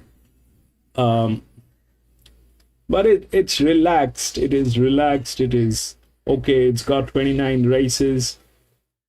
The 6 is already there within the odds. There's nothing that we can talk about. 6 is good. 6 is very good. And 4 and 6, they also are tailing gates. But the 14 comes in between. 7 is tailing 1.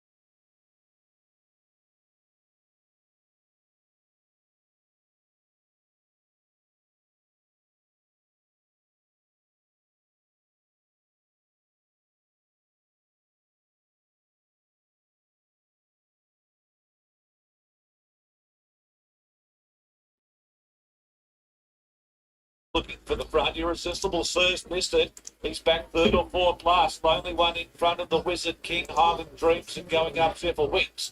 Sunbird's in a great spot now, improving rapidly on the fence from Donation, who will get a free ride home. Outside the mid-real alliance, Irresistible Sir with it all to do now. They were followed well back in the field on the fences. Valiant Dreams as they come down the side. 2 lengths away then near the turn of the field, Chelsea Top Elvis and Zach is last of all. Only 1,600 out by 3/4, the Wizard King. 2 lengths away, Sunburn moving into it stylishly on the fence. Outside of it, under pressure, Highland Dream, and best of the rest is Donation looking for an inside run. Heads turn, Sunburn's come out 3 wide and is going out after the leaders. It's the Wizard King, Lonely One with Sunbird on the scene quickly. Sunbird hits the front, Donation will be the challenger. Sunburn in front of Donation, who couldn't go with it. Kicking back, Lonely One on the fence. Sunburn and Lonely One coming again. Sunburn in front, Lonely One. Sunburn a nose. Maybe a nose, Lonely One, but it's very tight. There's nothing in it. Donation maybe third from Highland Dream, Zephyr Wings. They're followed by, well back in the field, the Wizard King, Irresistible Sir, Valley of Dreams. A long way back for Zach in company with Chelsea Top, Real Alliance, and Elvis. Maybe the last stride for Sunburn. Maybe. It's not going to get there, and then it's just got a lunge near the post. And it might have been. Boy, it's tight. It is very tight. It's a 50-50 throw at the stump. Lonely One, Sunburn had it on toast on numerous occasions. Lonely One's kicked back hard the fence. And as they've hit the line, it'll either be the outside or a dead heat. The dead heat looks a good chance. This is very tight. I would say the outside by a nose, Sunburnt, but I am not the judge. But I'm prepared to put my money on Sunburnt to get the photo. There is a margin I can see on the finish leg screen, which is visible. I'm positive Sunburnt will get the margin from Lonely One, but it's an absolute piece of grass between the pair.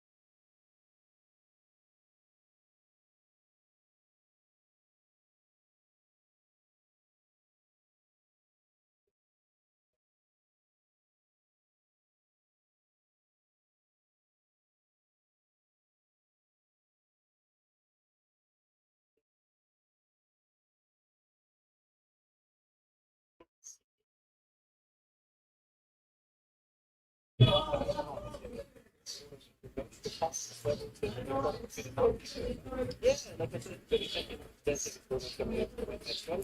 Very risky, that's where we're going to just the kill of it. And it's been quite impressive. That was all. Right, yeah, that's just been. Yeah, but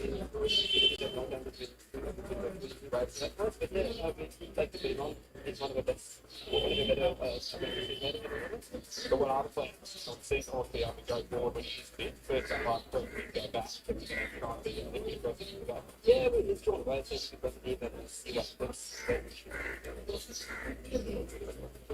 And pinch strikes, all star, all on the belly, it's going to be going. That's good, it's just, you know, we call it, yeah, it's one, you know, you have to wait until they're going to get to this. Taking the number break and thank you.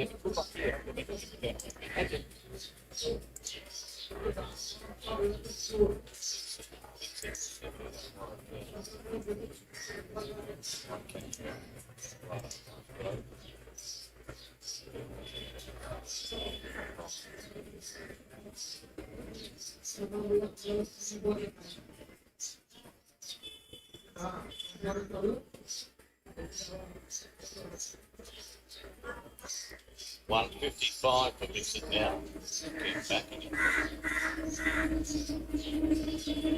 Everything else is in double figures. Nathan Japan's been 6 out from 10 out, but Colorado got in the 9, but now it's 10. One, Bendigo is good. PC, welcome back.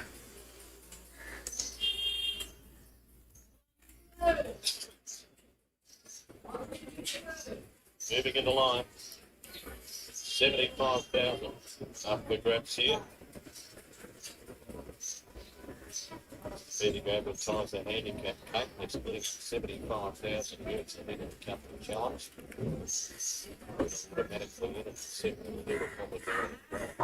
People think it's going to be the best one. It just keeps there. Yep, it is. It is perfect. On the papers also it is perfect.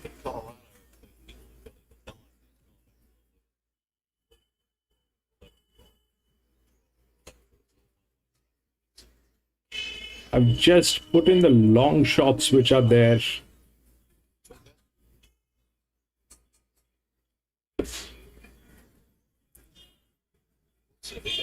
Break the line. Once Vito comes in at Tatanka, going to go to the outside gate. Local veteran. Get ready for the to the outside gate. The evidence settled quickly. The only thing, it's a 7-year-old. We'll see.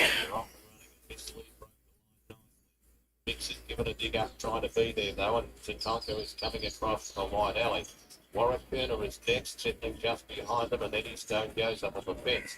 They were followed by Mutsuhito, made in Dubai Flycatcher. Lindsay Smith's stablemates, Musgrove is second last, and Ascot Colorado with the Spicer. Fluid Gold is last of all. Leads the 1,000-metre mark, and this lead leads the race. From on the outside to Tucker.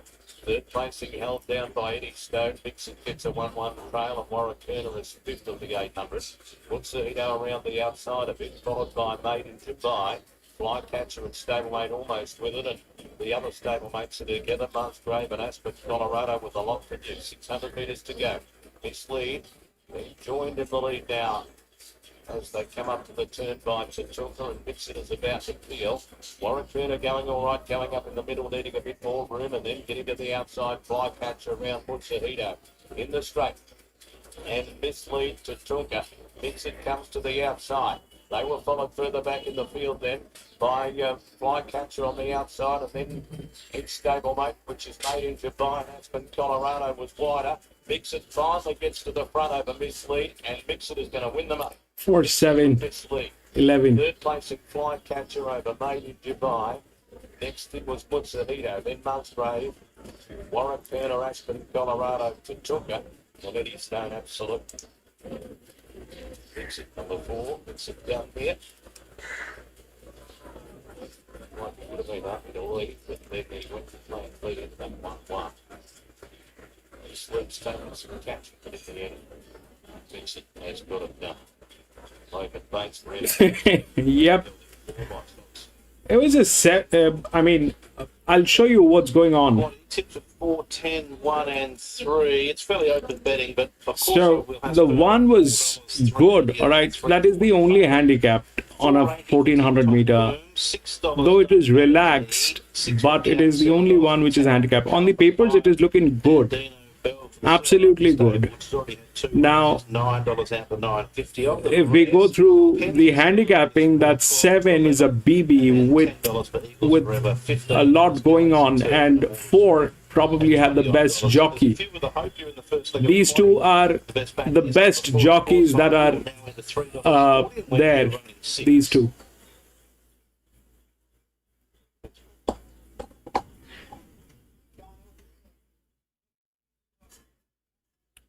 Four and 7. Then I don't know what happened.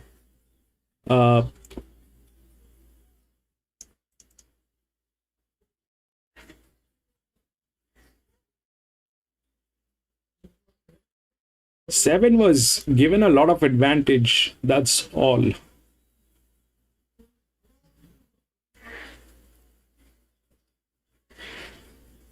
I had 2 second horse pools on this. One was 7, the other one was 14. I don't know. I definitely did not get the 14. But 4, 7, 11, and 6.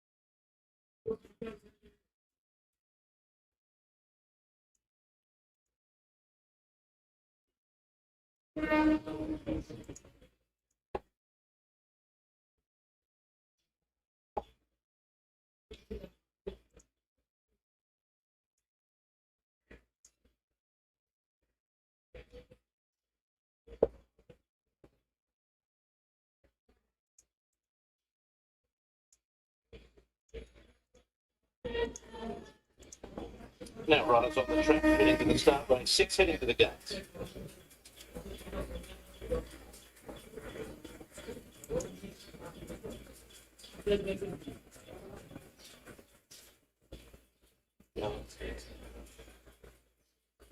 Galaxy turf, galaxy turf, galaxy turf. Don't matter me, don't matter me, don't matter me, don't matter me, don't matter me, don't matter me. Whistler girl, don't matter me. Whistler girl, off the cuff, off the cuff. Immortal spirit, whistler girl, immortal spirit, whistler girl, immortal spirit, whistler girl, immortal spirit. Dandino bell, Dandino bell, Dandino bell. Eagles forever, Eagles forever, Eagles forever, Eagles forever. Tick tock boom, tick tock boom, tick tock, tick tock, tick tock boom. Tick tock boom, Pensley, Pensley. Pensley, little outlaw, little outlaw, little outlaw, Pensley, Pensley. Out Ellie Rose, out Ellie Rose, out Ellie Rose, little outlaw. Pensley, Pensley, Eagles forever, tick tock boom, tick tock boom. Don't matter me, don't matter me, don't matter me. Pensley, don't matter me, Pensley, don't matter me, Pensley, don't matter me, Pensley, don't matter me, Pensley, don't matter me, Pensley, Pensley, Pensley, Pensley. I'm going to show you, PC. Hold on.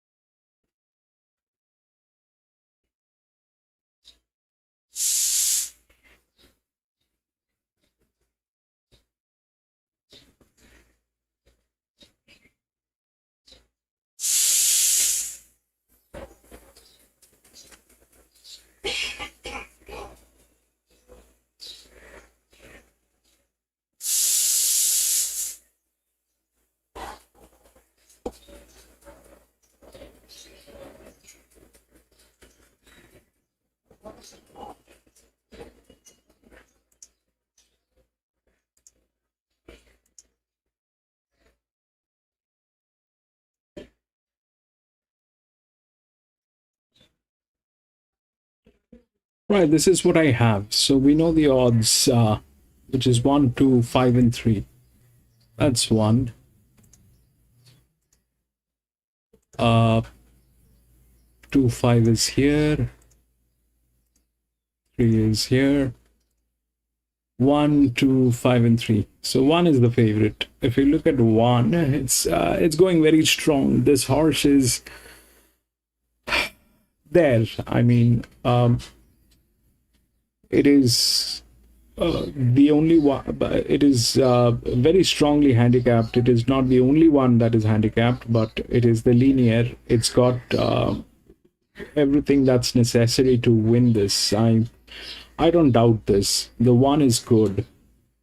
What is not there within the odds is this 9, which is there.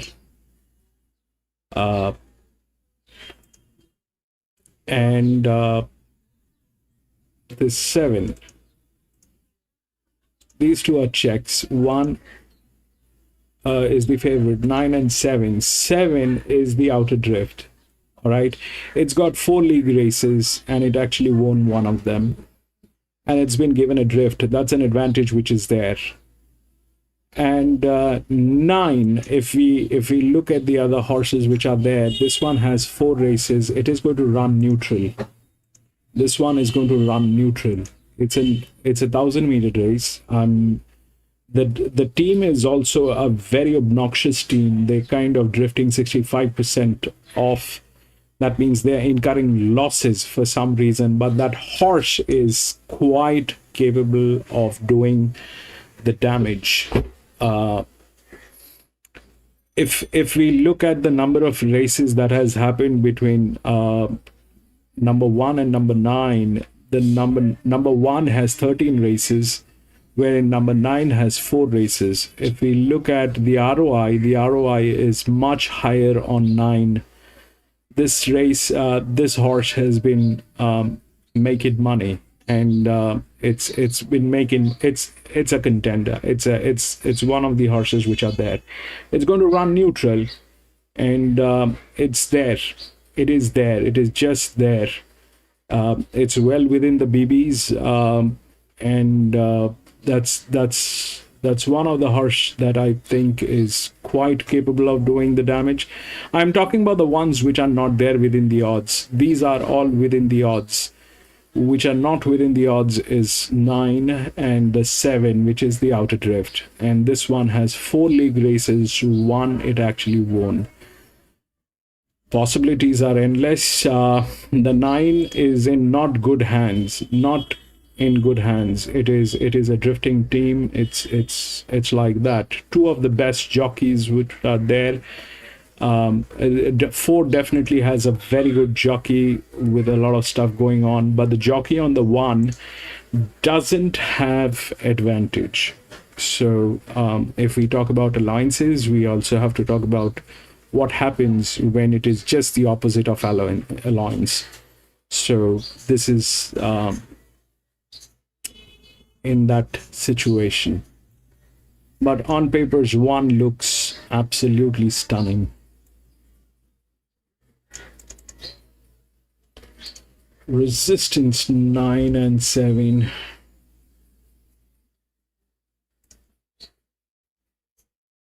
Excellent Girl, and then Galaxy Turf. Of course I will. Had a torrid run. Tired in the stretch. Dandino Bell, Little Outlaw, and the last one is How Ellie Rose. Alana Livesey, beautifully rated on Eagles Forever for the Richard Wilson stable. First look at the quantity goes the way of number 1. 722.10 UTAB. 10 off the cuff at 380 with 7 Immortal Spirit 470. We'll add some value to the wide exotics 1, 10, 7. Reckon Don't Matter Me gets 4. Looking at the patrol footage. So that'll make it 1, 10, 7 and 3. We'll confirm that.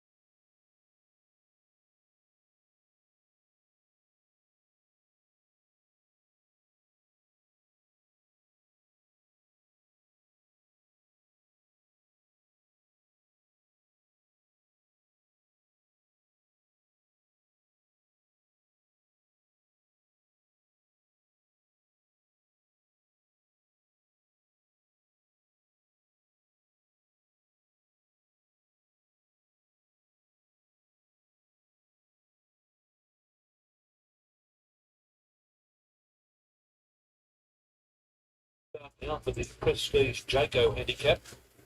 Chili Tycoon is the favourite. Chili Tycoon into 260 after Girl Easy to 330.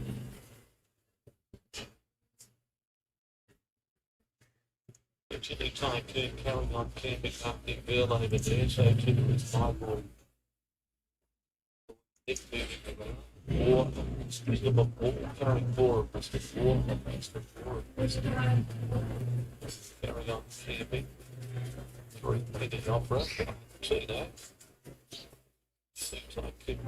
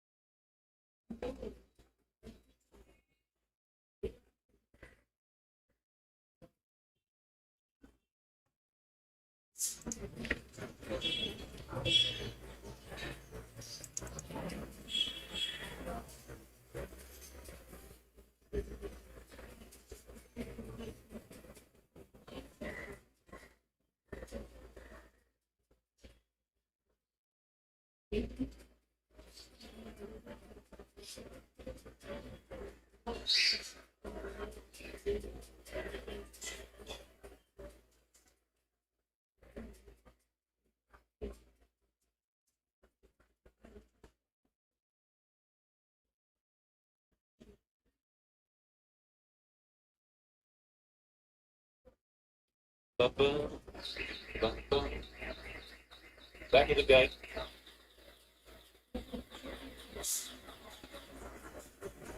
These runners to move in shortly. Good 3 for racing. Active Girl hasn't won since she won a maiden. She hasn't had much racing in recent time. Carry on camping and Chili Tycoon. 3 runs for the Sadler Yard. War of Wisdom, Valentino, my boy Nick over there at the start. Specialist bone dry track at 58 grader. And they're moving in. Arctic Girl comes up. And the saddle just a little while we're going up the track. 3 penny opera, but went to the machine okay, riderless. War of Wisdom comes up. Chili Tycoon moves in. Thanks, Kate. Competitive little race. Arctic Girl was a real lay at the short odds. She went up early. She's got out. Chili Tycoon gets a good run. Valentino has a little hope. He gets 5 big time first up. Not up there. War of Wisdom's very short. Been well back 3rd favourite. My boy Nick going to get off the speed. That's the only worry. But it's a benchmark 58 specialist and a bone dry track. So we're nearly set to go. Where you stand, the sun's trying to peek through as Chili Tycoon moves up. We're waiting on Valentino and my boy Nick to move in. The track to come to collect the committee and the people that, of course, good country them, they make you feel so good. Yeah, mate, feeling very privileged to have the job. Valentino moves up, and my boy Nick to be the last. Prestige Jaco handicap. Chili Tycoon, Arctic Girl, and War of Wisdom, the big 3 guns. They're set, they're off. War of Wisdom and Arctic Girl in particular not flash out. She's going to settle back last. War of Wisdom's now going to hunt hard and lead Valentino. Chili Tycoon in that clump, and so too pushing forward is 3 as they settle down 3 penny opera. They're a length and a half in front of Arctic Girl, my boy Nick, and Carry On Camping, hard ridden. With the inside, War of Wisdom, 600 metres out, leads the way. Beating up Valentino, but he's 3 deep. Chili Tycoon's got him posted in the centre. 2 Arctic Girl, 3 penny opera, my boy Nick, best of the rest as they wheel for home. Upon straightening up, Chili Tycoon going after War of Wisdom, who called it the better. War of Wisdom in front of Chili Tycoon, Arctic Girl. My boy Nick's out wide, running on okay, but War of Wisdom gave a good kick at the 200. Led 2 lengths, Chili Tycoon. My boy Nick running on hard. My boy Nick is coming after War of Wisdom like a shot out of a gun. Big run from the back, and he goes on to win another 58. My boy Nick from War of Wisdom, Chili Tycoon, 3 penny opera, Arctic Girl. Valentino and Carry On Camping last in. Loves these bone dry track 58ers. So genuine, he had to give them a start, but he stuffed them. War of Wisdom shot clear, looked the winner. And it's not easy to come deep on the circle and swoosh home like that, but for Neil Farley, my boy Nick, and the Wicks yard has come with a burning run. Great finish first right down the outside. And it's another one for Jan with this bloke. He's now gone back to back with a tip-top win today. Very authoritative. War of Wisdom second. Chili Tycoon travelled up as a winning chance. Then 3 Penny Opera and Arctic Girl. She's not going any good this campaign. She won't be starting $3.20 anytime soon. But my boy Nick, an 8-year-old by the Great Old Stallion, reward for effort. It's his 8th win now from 53 outings. It's 3.847, 58.42 the time, 58.42. And Kate, one of the wins of the day.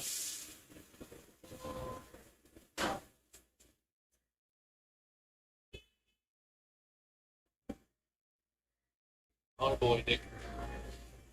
Been too good. He's really come back in great form this preparation. He's just been out of form for a little while, but he's really turned it around this prep with some good performances, and that was one of his best wins.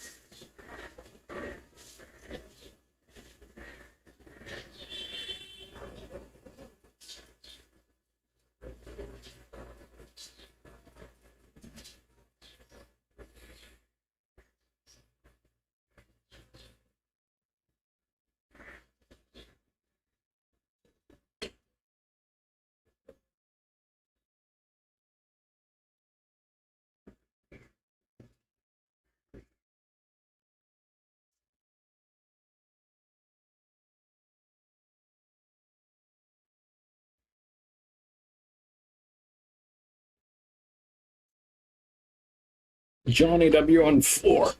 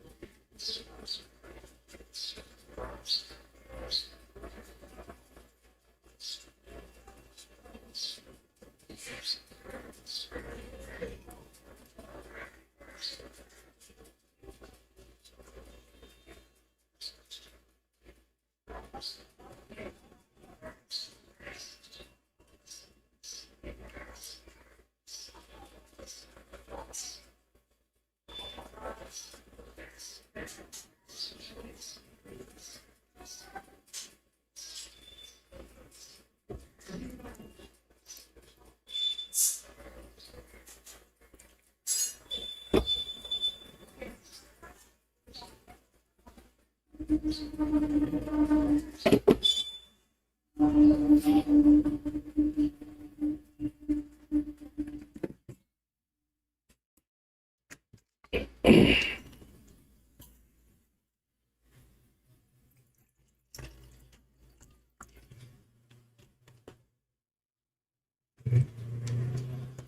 it gets between the 1 and 5 at the last mile, then the 5 has advantage.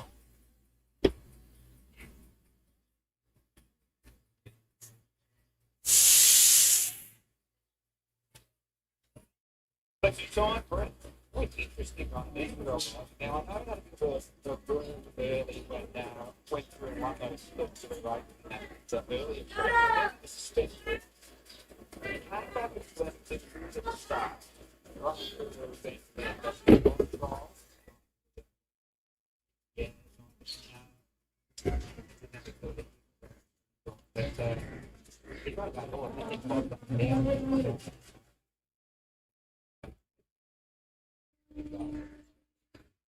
But it's 1,000 meter. One should be able to get it.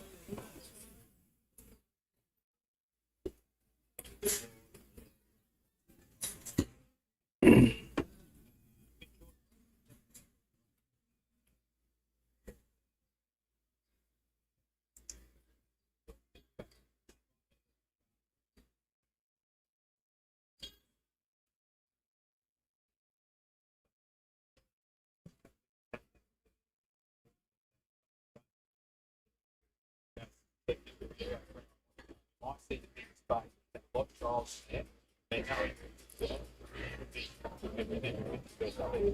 That's right. You've been ready to go for a long time. So, as I said, you need a 14 knows better horse, but holding back the other there to the middle of the trial, but definitely ready to go. One needs to lead and lead from the gate. One needs to lead and lead from the gate. It needs to lead like nobody's business.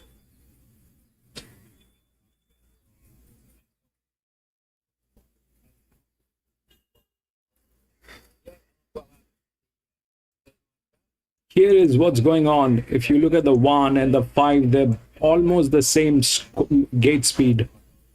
But the relaxation is on 5.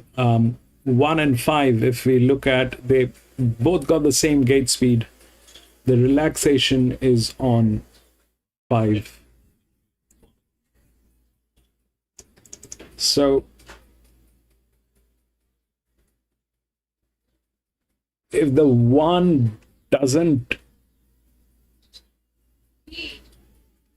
do the right thing, or the jockey makes a mistake, the jockey shouldn't be making a mistake. The jockey shouldn't be making a mistake. The 290, the 290, sorrow rising. 3 Excel at the 350, 6 Atlantic Spirit, 8 Run Like Hell, 11 then for Cap 10 and Rule in the Shoe. 8 runners that are left, about to be loaded in for the share flank.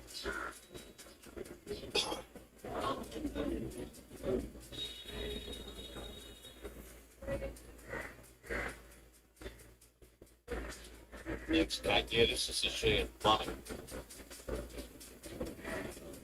That's saying give the leading local plumbing firm, give them a set of taps. Something else if they were from Bendigo. Well, there's only one in Accelera rides, it's been heavily back forward.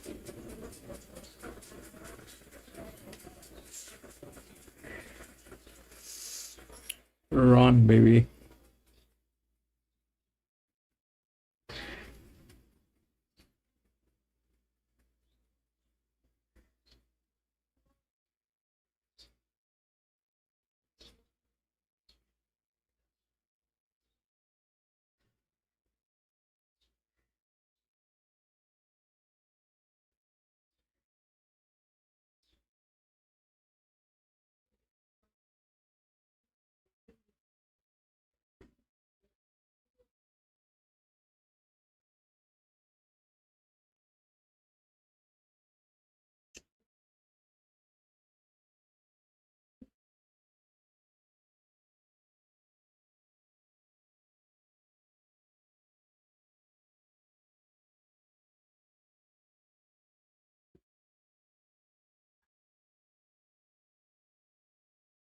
It's scratched, I think.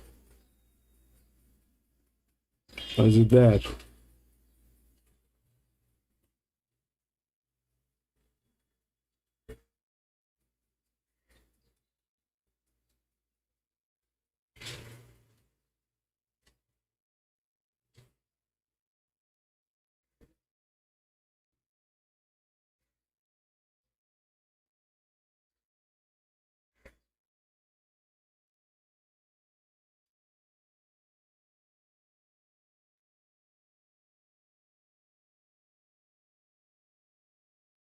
Alright, wrong. One. I hope that's one. One is by the rails. Okay, run, baby.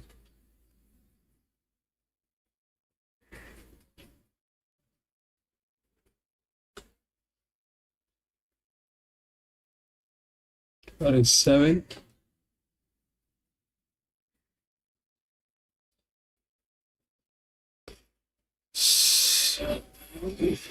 Okay. Run, run, run. 1, baby, run.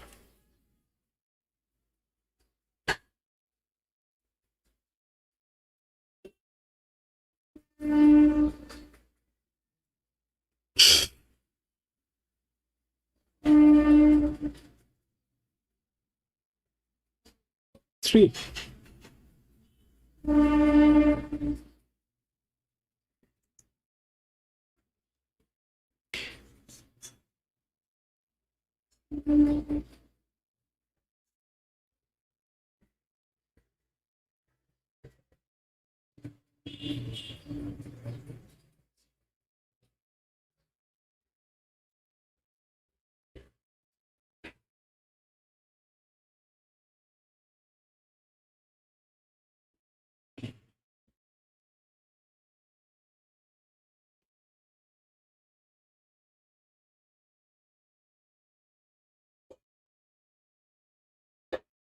Yeah.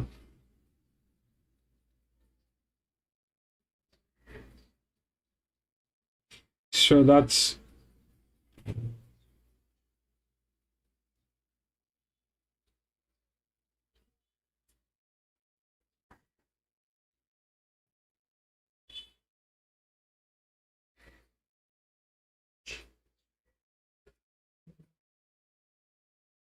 what are the numbers?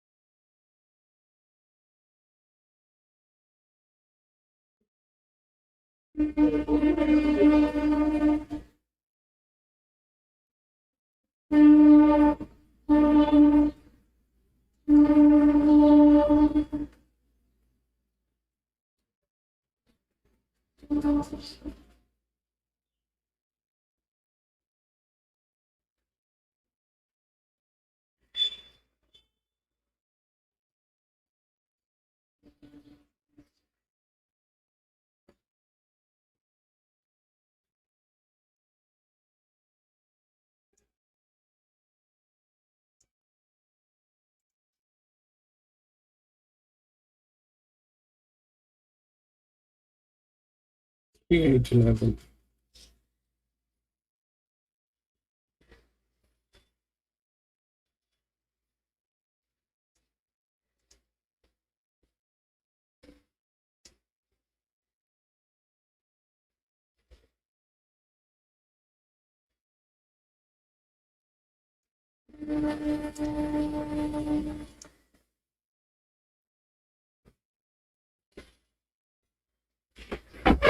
You PC, that's right, and that's exactly what I'm trying to catch in the data. So here is one. All right, here is one. So if you look at the jockey, it shows a claimer, and it has no advantage with this handicapping. It has to make sense. It doesn't make sense that one is like it had probably one of the best jockeys, but that's what happened with one. So it did not, the jockey did not have any advantage on this. If we look at the three was given a solid advantage in this race, and that was there. That was solid advantage, which was there.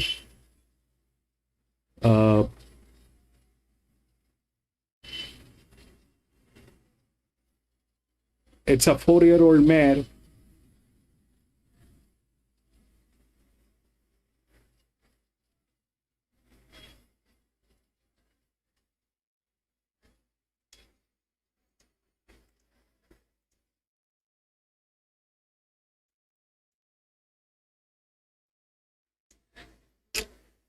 That's how Randwick plays.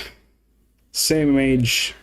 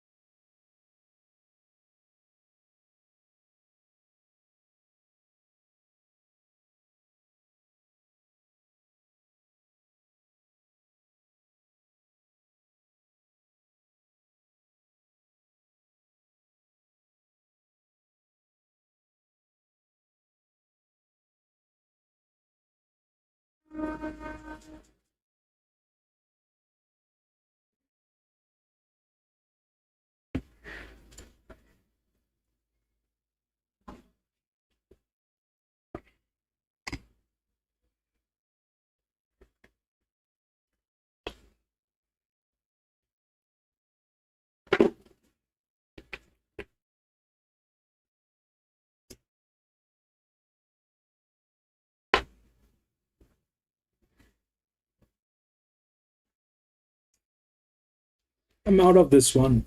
The seventh one.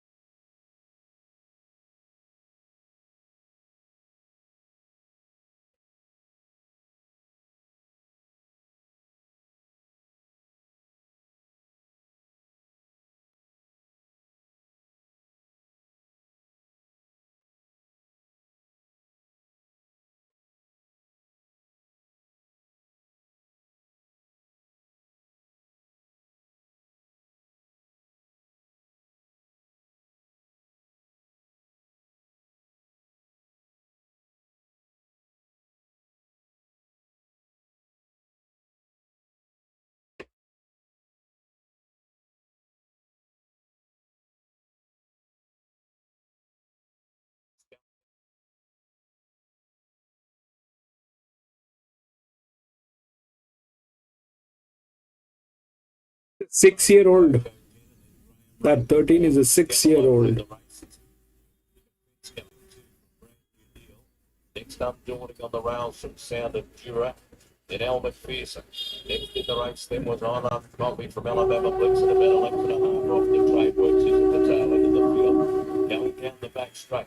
My Heart is the leader from Graham and straight up second like he likes to do it tough.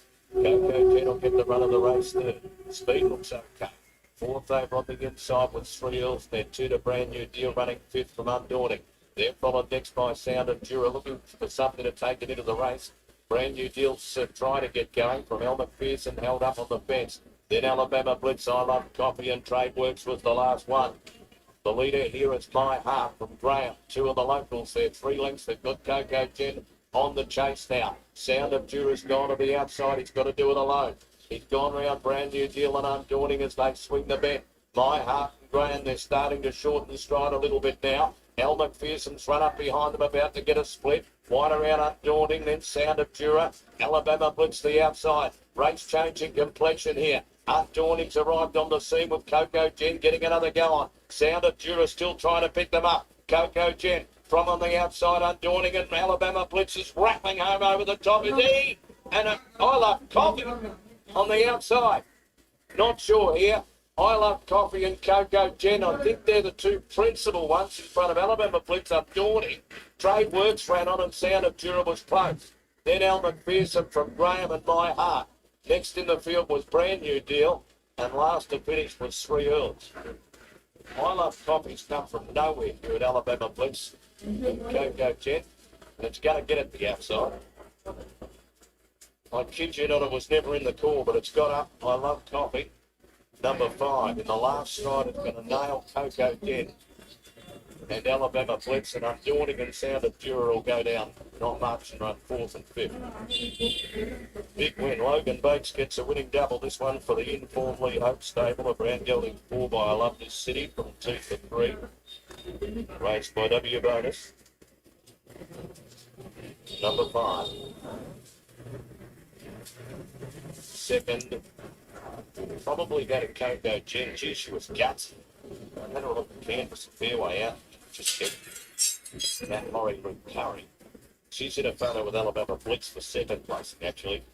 She's Declan Bates for Moroni Thompson. Undaunting's there as well. I'd be confident if I had a ticket on I Love Coffee, if you can see what I'm seeing, but second and third there right across the track. It looks like Sound of Jura's run 5th and it's been beaten about a neck. There's another one on his outside. He's run 6th, which is, I think, finished a length from the winner. So a very, very busy finish, but the informed Logan Bates gets another winner.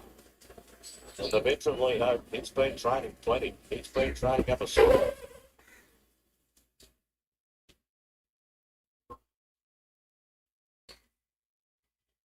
Waiting for these numbers to come up. That wasn't cross, Sam, but 5's going to get it. And we'll get you the minor numbers, Sam. We'll get you the minor numbers, Sam, as soon as we can. Oh, well, that was an impressive win. Bring up the back to look to think yesterday, they were going well. Well, yeah, looks good, very good. Sort of helpful. Last run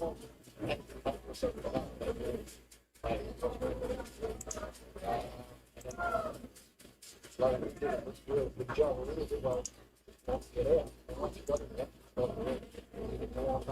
you say you'd be worried that you were going to get out. To be honest, I wanted to watch him through the middle of the run. I had a quick look at the replay there, last on the fence before we said goodnight, before he extricated him right down there.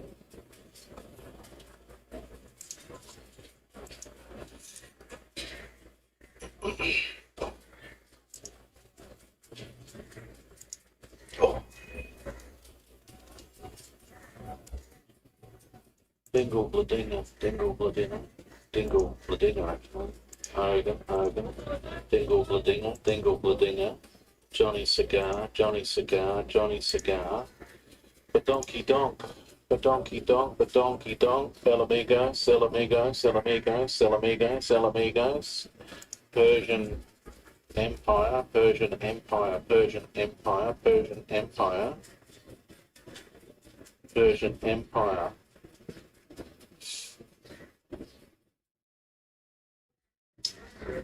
Hogan, Badonky Donk, Persian Empire, El Amigos, El Amigos, El Amigos, El Amigos, Hustler, Prince, Hustler, Prince, Hustler, Prince, North Rocks, North Rocks, North Rocks, Hustler, Prince, Badonky Donk, Hogan, Persian Empire, El Amigos, El Amigos, Dingle Bladinga, Dingle Bladinga, High Talk, High Talk, High Talk, Badonky Donk, Badonky Donk, Badonky Donk, Crown and Anchor, Crown and Anchor, Crown and Anchor, Crown and Anchor, Crown and Anchor, Miss Teresita, Miss Teresita, Miss Teresita, Crown and Anchor, Miss Teresita, Crown and Anchor, Miss Teresita, Crown and Anchor, Johnny Cigar, Persian Empire, Dingle Bladinga, El Amigos, Hogan, Hogan, Hogan, High Talk, High Talk, High Talk, Badonky Donk, Badonky Donk, Badonky Donk, Badonky Donk, Miss Teresita, Miss Teresita, Miss Teresita.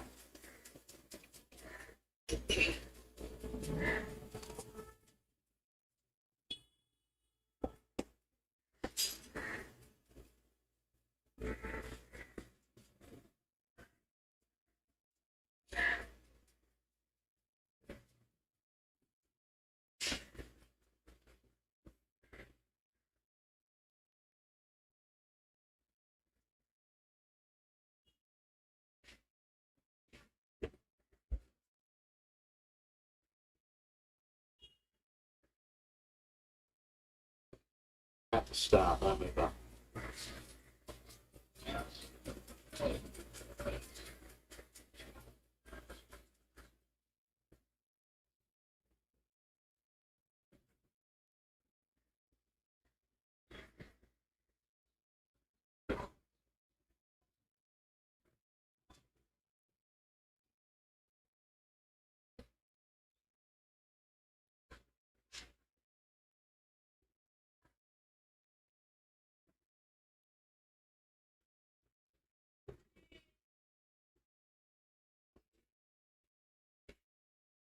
Nothing like a market peg scenario.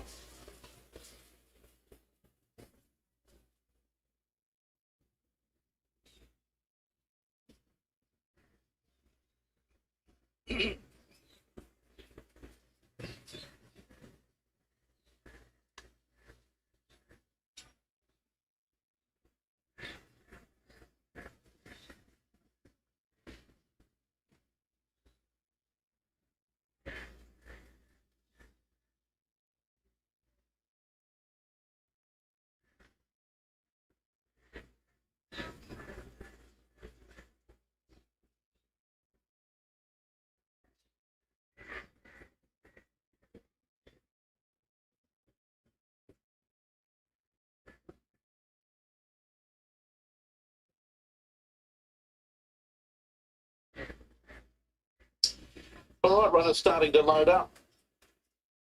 Coming forward.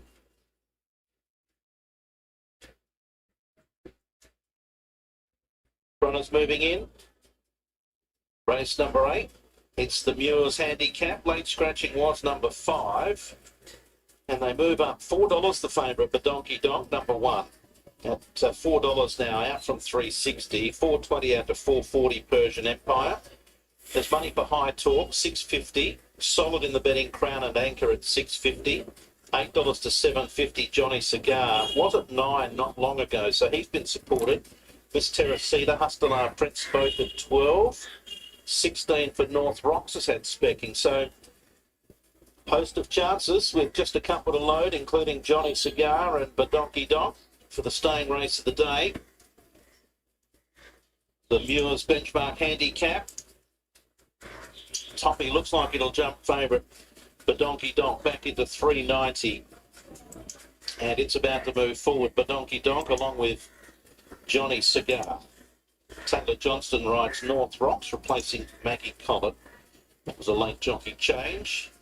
So we're set to run. Staying race of the day, 2,000 metres, race 8 at Penola.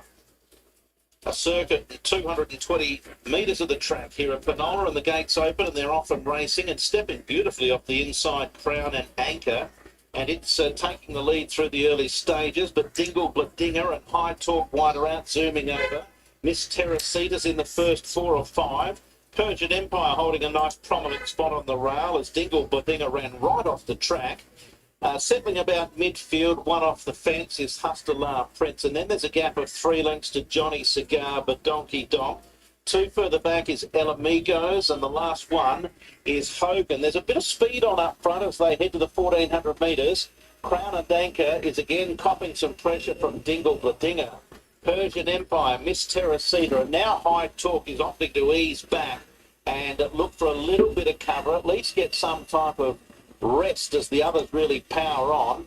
Hustler Prince has been able to sneak through underneath it along with North Rocks, and now High Talk is able to slot in 1 out and 4 back. Then came Johnny Cigar, but Donkey Donk, El Amigos and Hogan's last, and now forced to race 3 deep, 4 deep as the leaders drop anchor.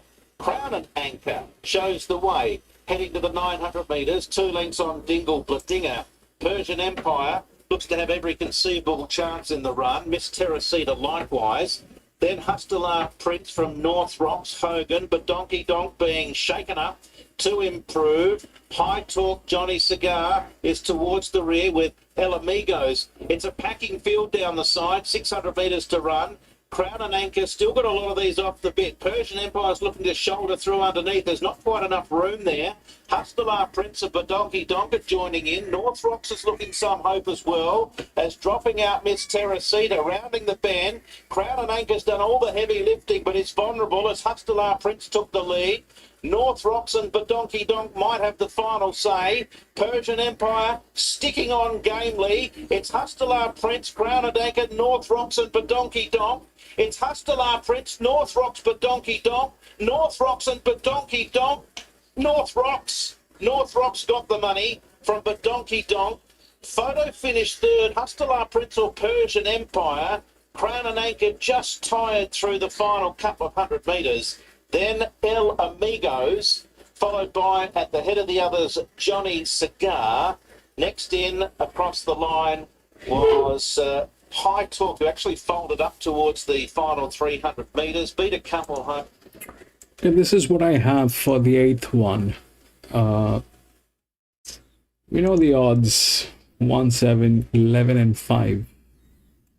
Now, all that said and done, why that 12 is not within the odds is a very strange question that I have. That 12 is in very good hands, and it's probably with one of the best jockeys on a 1100 meter. So why that thing did not work? You see that number? See this number? So why that 12 is not within the odds is a very strange question that I have. It's in one of the best hands, fabulously placed within the rails, all that is there. One is a good horse, there is no doubt, but this probably is again a claimer.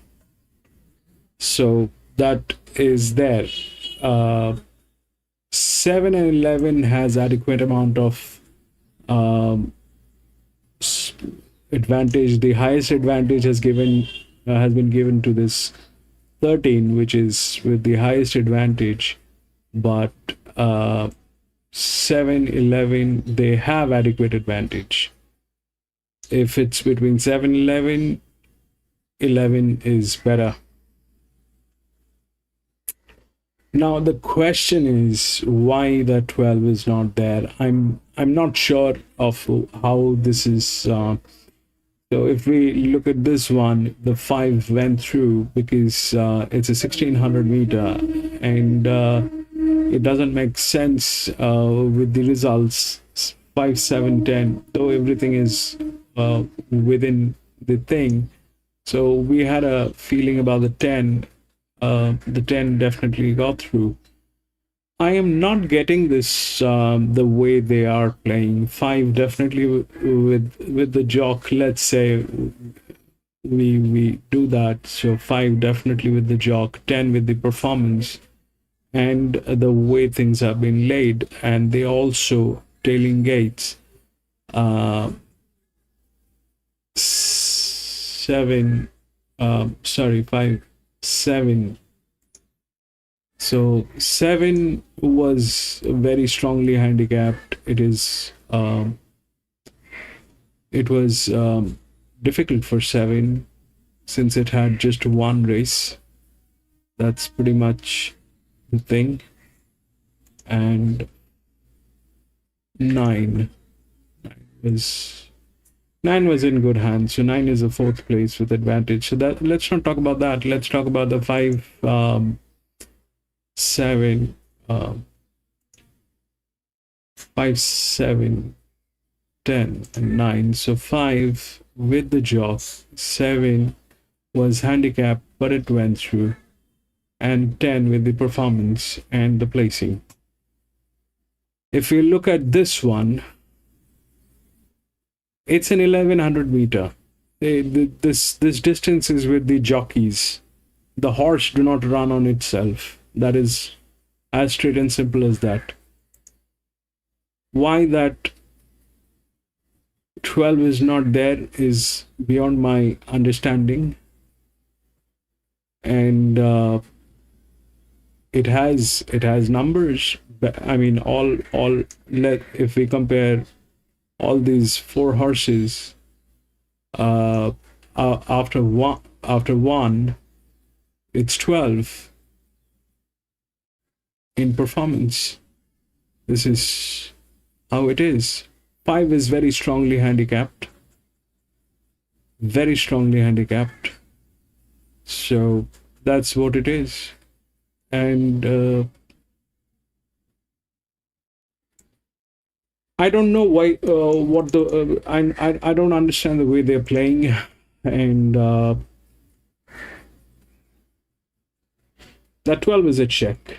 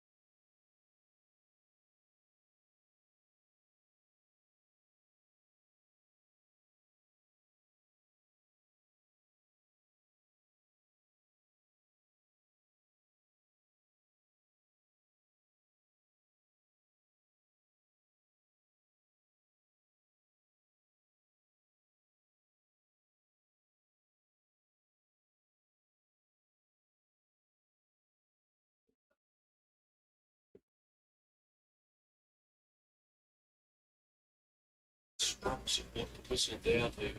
It's the big improver and Paul Kemp over the next score.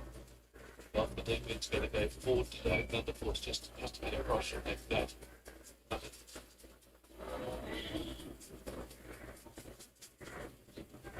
Good day. There's Paul Kemp moving in, and Okasatora coming up. So we've got Fashion Fighter out of the gate, and also El Sordo for the running of the closer. Just about set to see them run. There's not much between Whistledown and Moorkemp. Whistledown, best back runner. Second up, likely race for the Wild Barn. You're get to strike a blow in the saddle. Whistledown stands well in his Fashion Fighter from him. The first 2. Comes up to the gate. $31 chance in there. Set for the last time today. Favourite at 3. They're off. Jumped at a fair line, Fashion Fighter easing shortly after the start. Whistle Down will settle about fifth last. Near the fence, Mumsy began well, but Thunder Force and in the deep are going to take it on quickly. And as they sort their order out, off the deep end going up, takes the lead. Just in front of Okasatura going up to challenge and going through in the centre, Thunder Force. All kept caught wide, so he'll have to rush up 3 deep and tackle. There's a bit going on at the top end. Warless sits off those in fifth position. On the fence behind them then is Bumsy. 2 to Well Sordo, Whistle Down.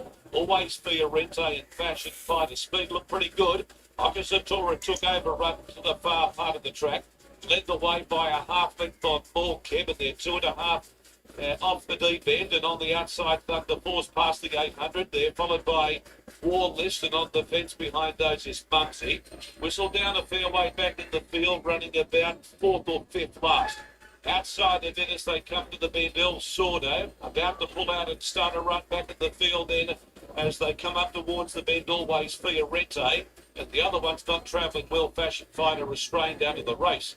They come to the bend. Favourite's got a bit of work to do here as they corner up. And as they straighten now and go for home, the leader is going up fast. Okasatura to lead the way. He's kicked on the fence. Whistle Down's got the run. He blew the whistle and Whistle Down and off the deep end. Whistle Down's taken the run. Off the deep end's having another crack, but Whistle Down's in front. And a beautiful George Moore type ride gets it home. From off the deep end, El Sordo is finished third wide out from Okasatura War List. Thunder Force, Mumsy well back, always Fiorente, and one of the last ones was More Keb in his Fashion Fighter. He's in a truckload of pain on the favourite, but he stayed. He had no other option really to stay hard to the fence.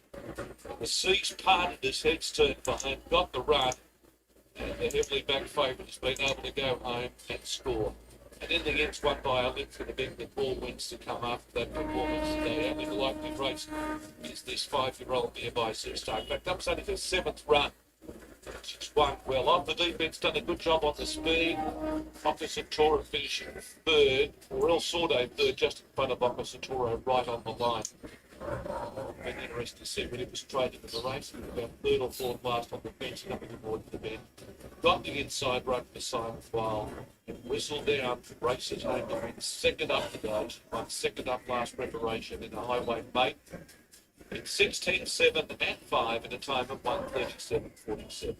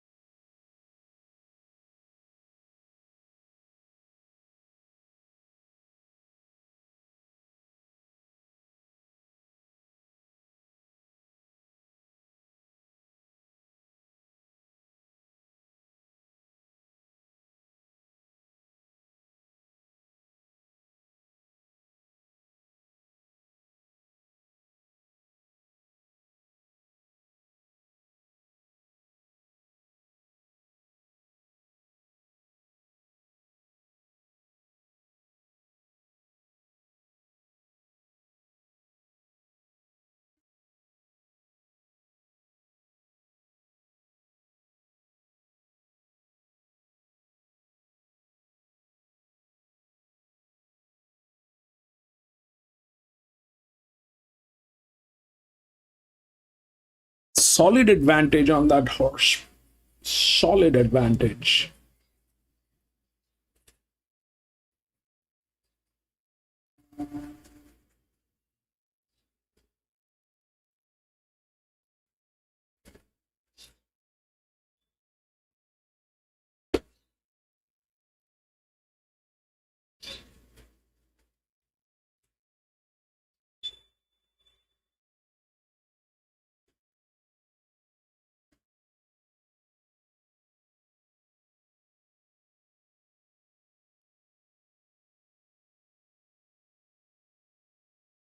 Not, I don't know why this horse is not within the top odds.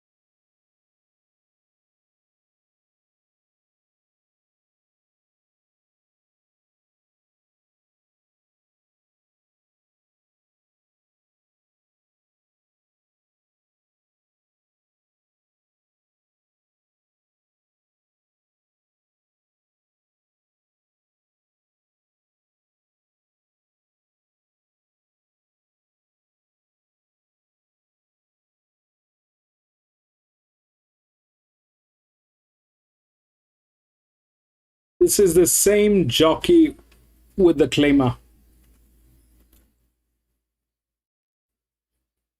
And that one is favorite.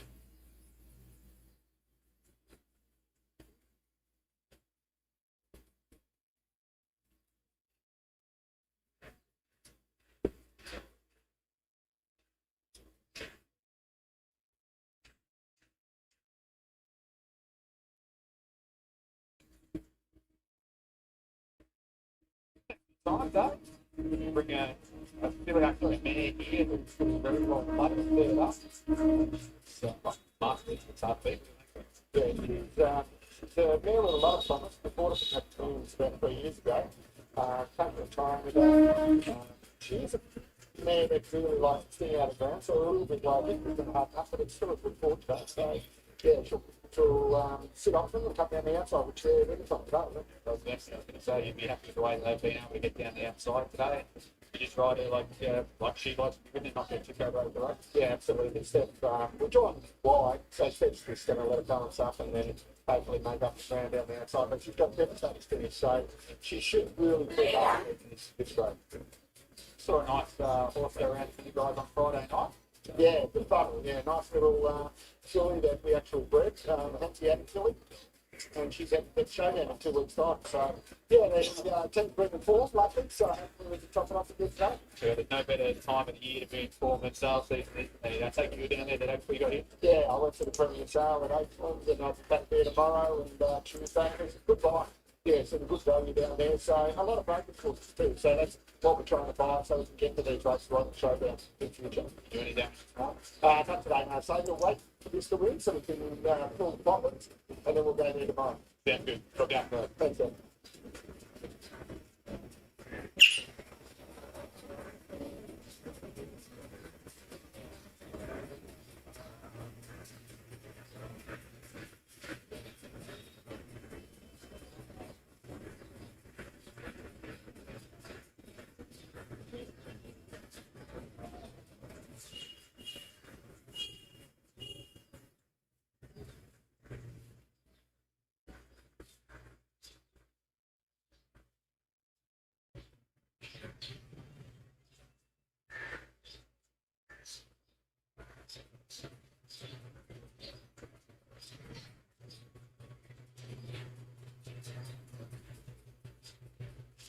Right, we get the gates for the final event. 365, never ordering handicap. 280 corrupted, 340 Baby Hazel dominate the betting here. Perfect goal at 750 and then Majestic Report is 10 and Royal Lass at 7, give it a hope. Runners at the gate.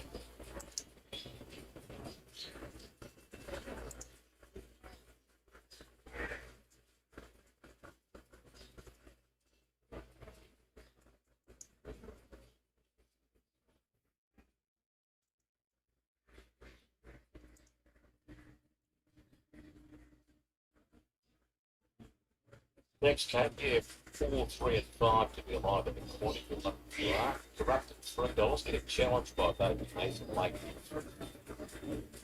Royal Lass at 7, Perfect Gold at 750, 10 for Majestic Reward.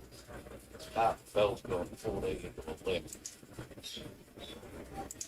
About to get ready for the last of the throw. Companies went in. That's next Sunday. Towards at the Tower Cup. Saturday. Never done one. Tower Cup. Saturday. And the runner said the successful yesterday. $3 corrupted, $3.50 Baby and Hazel as they move in for the luck pass. Thanks. Final bit on the program. Good day weather-wise. They've got a good crowd in. Always is a good day for racing here at the Nursery of Champions. This track has come through this recent renovation. Fine fiddle. Bates had a couple of winners today.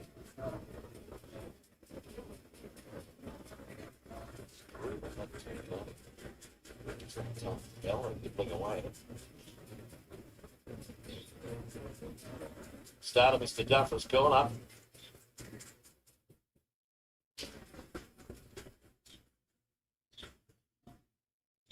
They're almost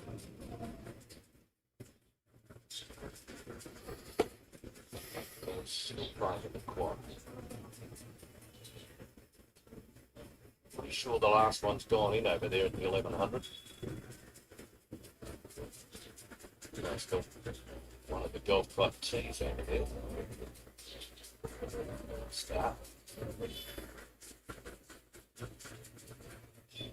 don't have golf to know exactly which one it is, but it's the other side of those trees.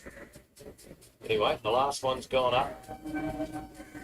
Corrupted, we're set. And racing. Corrupted came out very fast on the outside, but it's going to take its time coming across because there is a little bit of pressure. Majestic Reward has gone out hard along the inside, and so also at Belgower. Zoomed is like to be behind the speed, and in time of need had gone up on the outside around them. They're followed next by Royal Lass, who's back in the middle, and Baby Hazel's underneath it, Corrupted's outside of it. Next in the field then was Geedy, and they were followed then by Perfect Gold. Back towards the tail was Tartan Bell. Up towards the turn they raced here. Majestic Reward off the rails. From him, Need of Time and Corrupted's just chimed in down the outside in a big hurry. Then Baby Hazel looking for a run from Perfect Gold. Corrupted got up to In Time of Need and Majestic Reward. It's fighting on. Zoom has gone back to the inside. Perfect Gold and Royal Lass starting to come. Corrupted as the leader, and down the outside Tartan Bell. Corrupted needs the post. Oh gee, might have fallen in over Perfect Gold, and absolutely serving out what was Tartan Bell. Close up in the ranks then was soon the Majestic Reward, and then In Time of Need and Royal Lass. Butts finished. Baby Hazel underneath them from Belgower. And Geedy. Out. One in the middle's going to get it. Perfect Gold. He can do no wrong at the moment. John Sutton and Billy Egan. They've got another one here. Two's going to get it in the middle. From Corrupted. He has nailed Corrupted right on the post. He had a big look across Billy to try and see where the line was. He was like me. He knew he put in that huge dive. wondering whether it might have come too late, but it's come in time. Chestnut Mare 4 by Gold Standard from Perfect Scout. Raised by Ebel Rachuno, R. Hannah and Mrs. M. Hannah. Dom Sutton and Flemington gets a winning double off his Group 1 success yesterday. It's starting to rain winners. It's nailed Corrupted right at the post, and that is official. The interim numbers have gone up 2, 1, 12 and 13. 2, 1, 12 and 13. Corrupted, Stephanie Haitley, Anthony and Sam Freeman was wide all the way down the circle. Balanced up, went after them. It's been tipped on the post. He's stolen a couple today, Billy, on the post. 12 was run third, Tartan Belgium.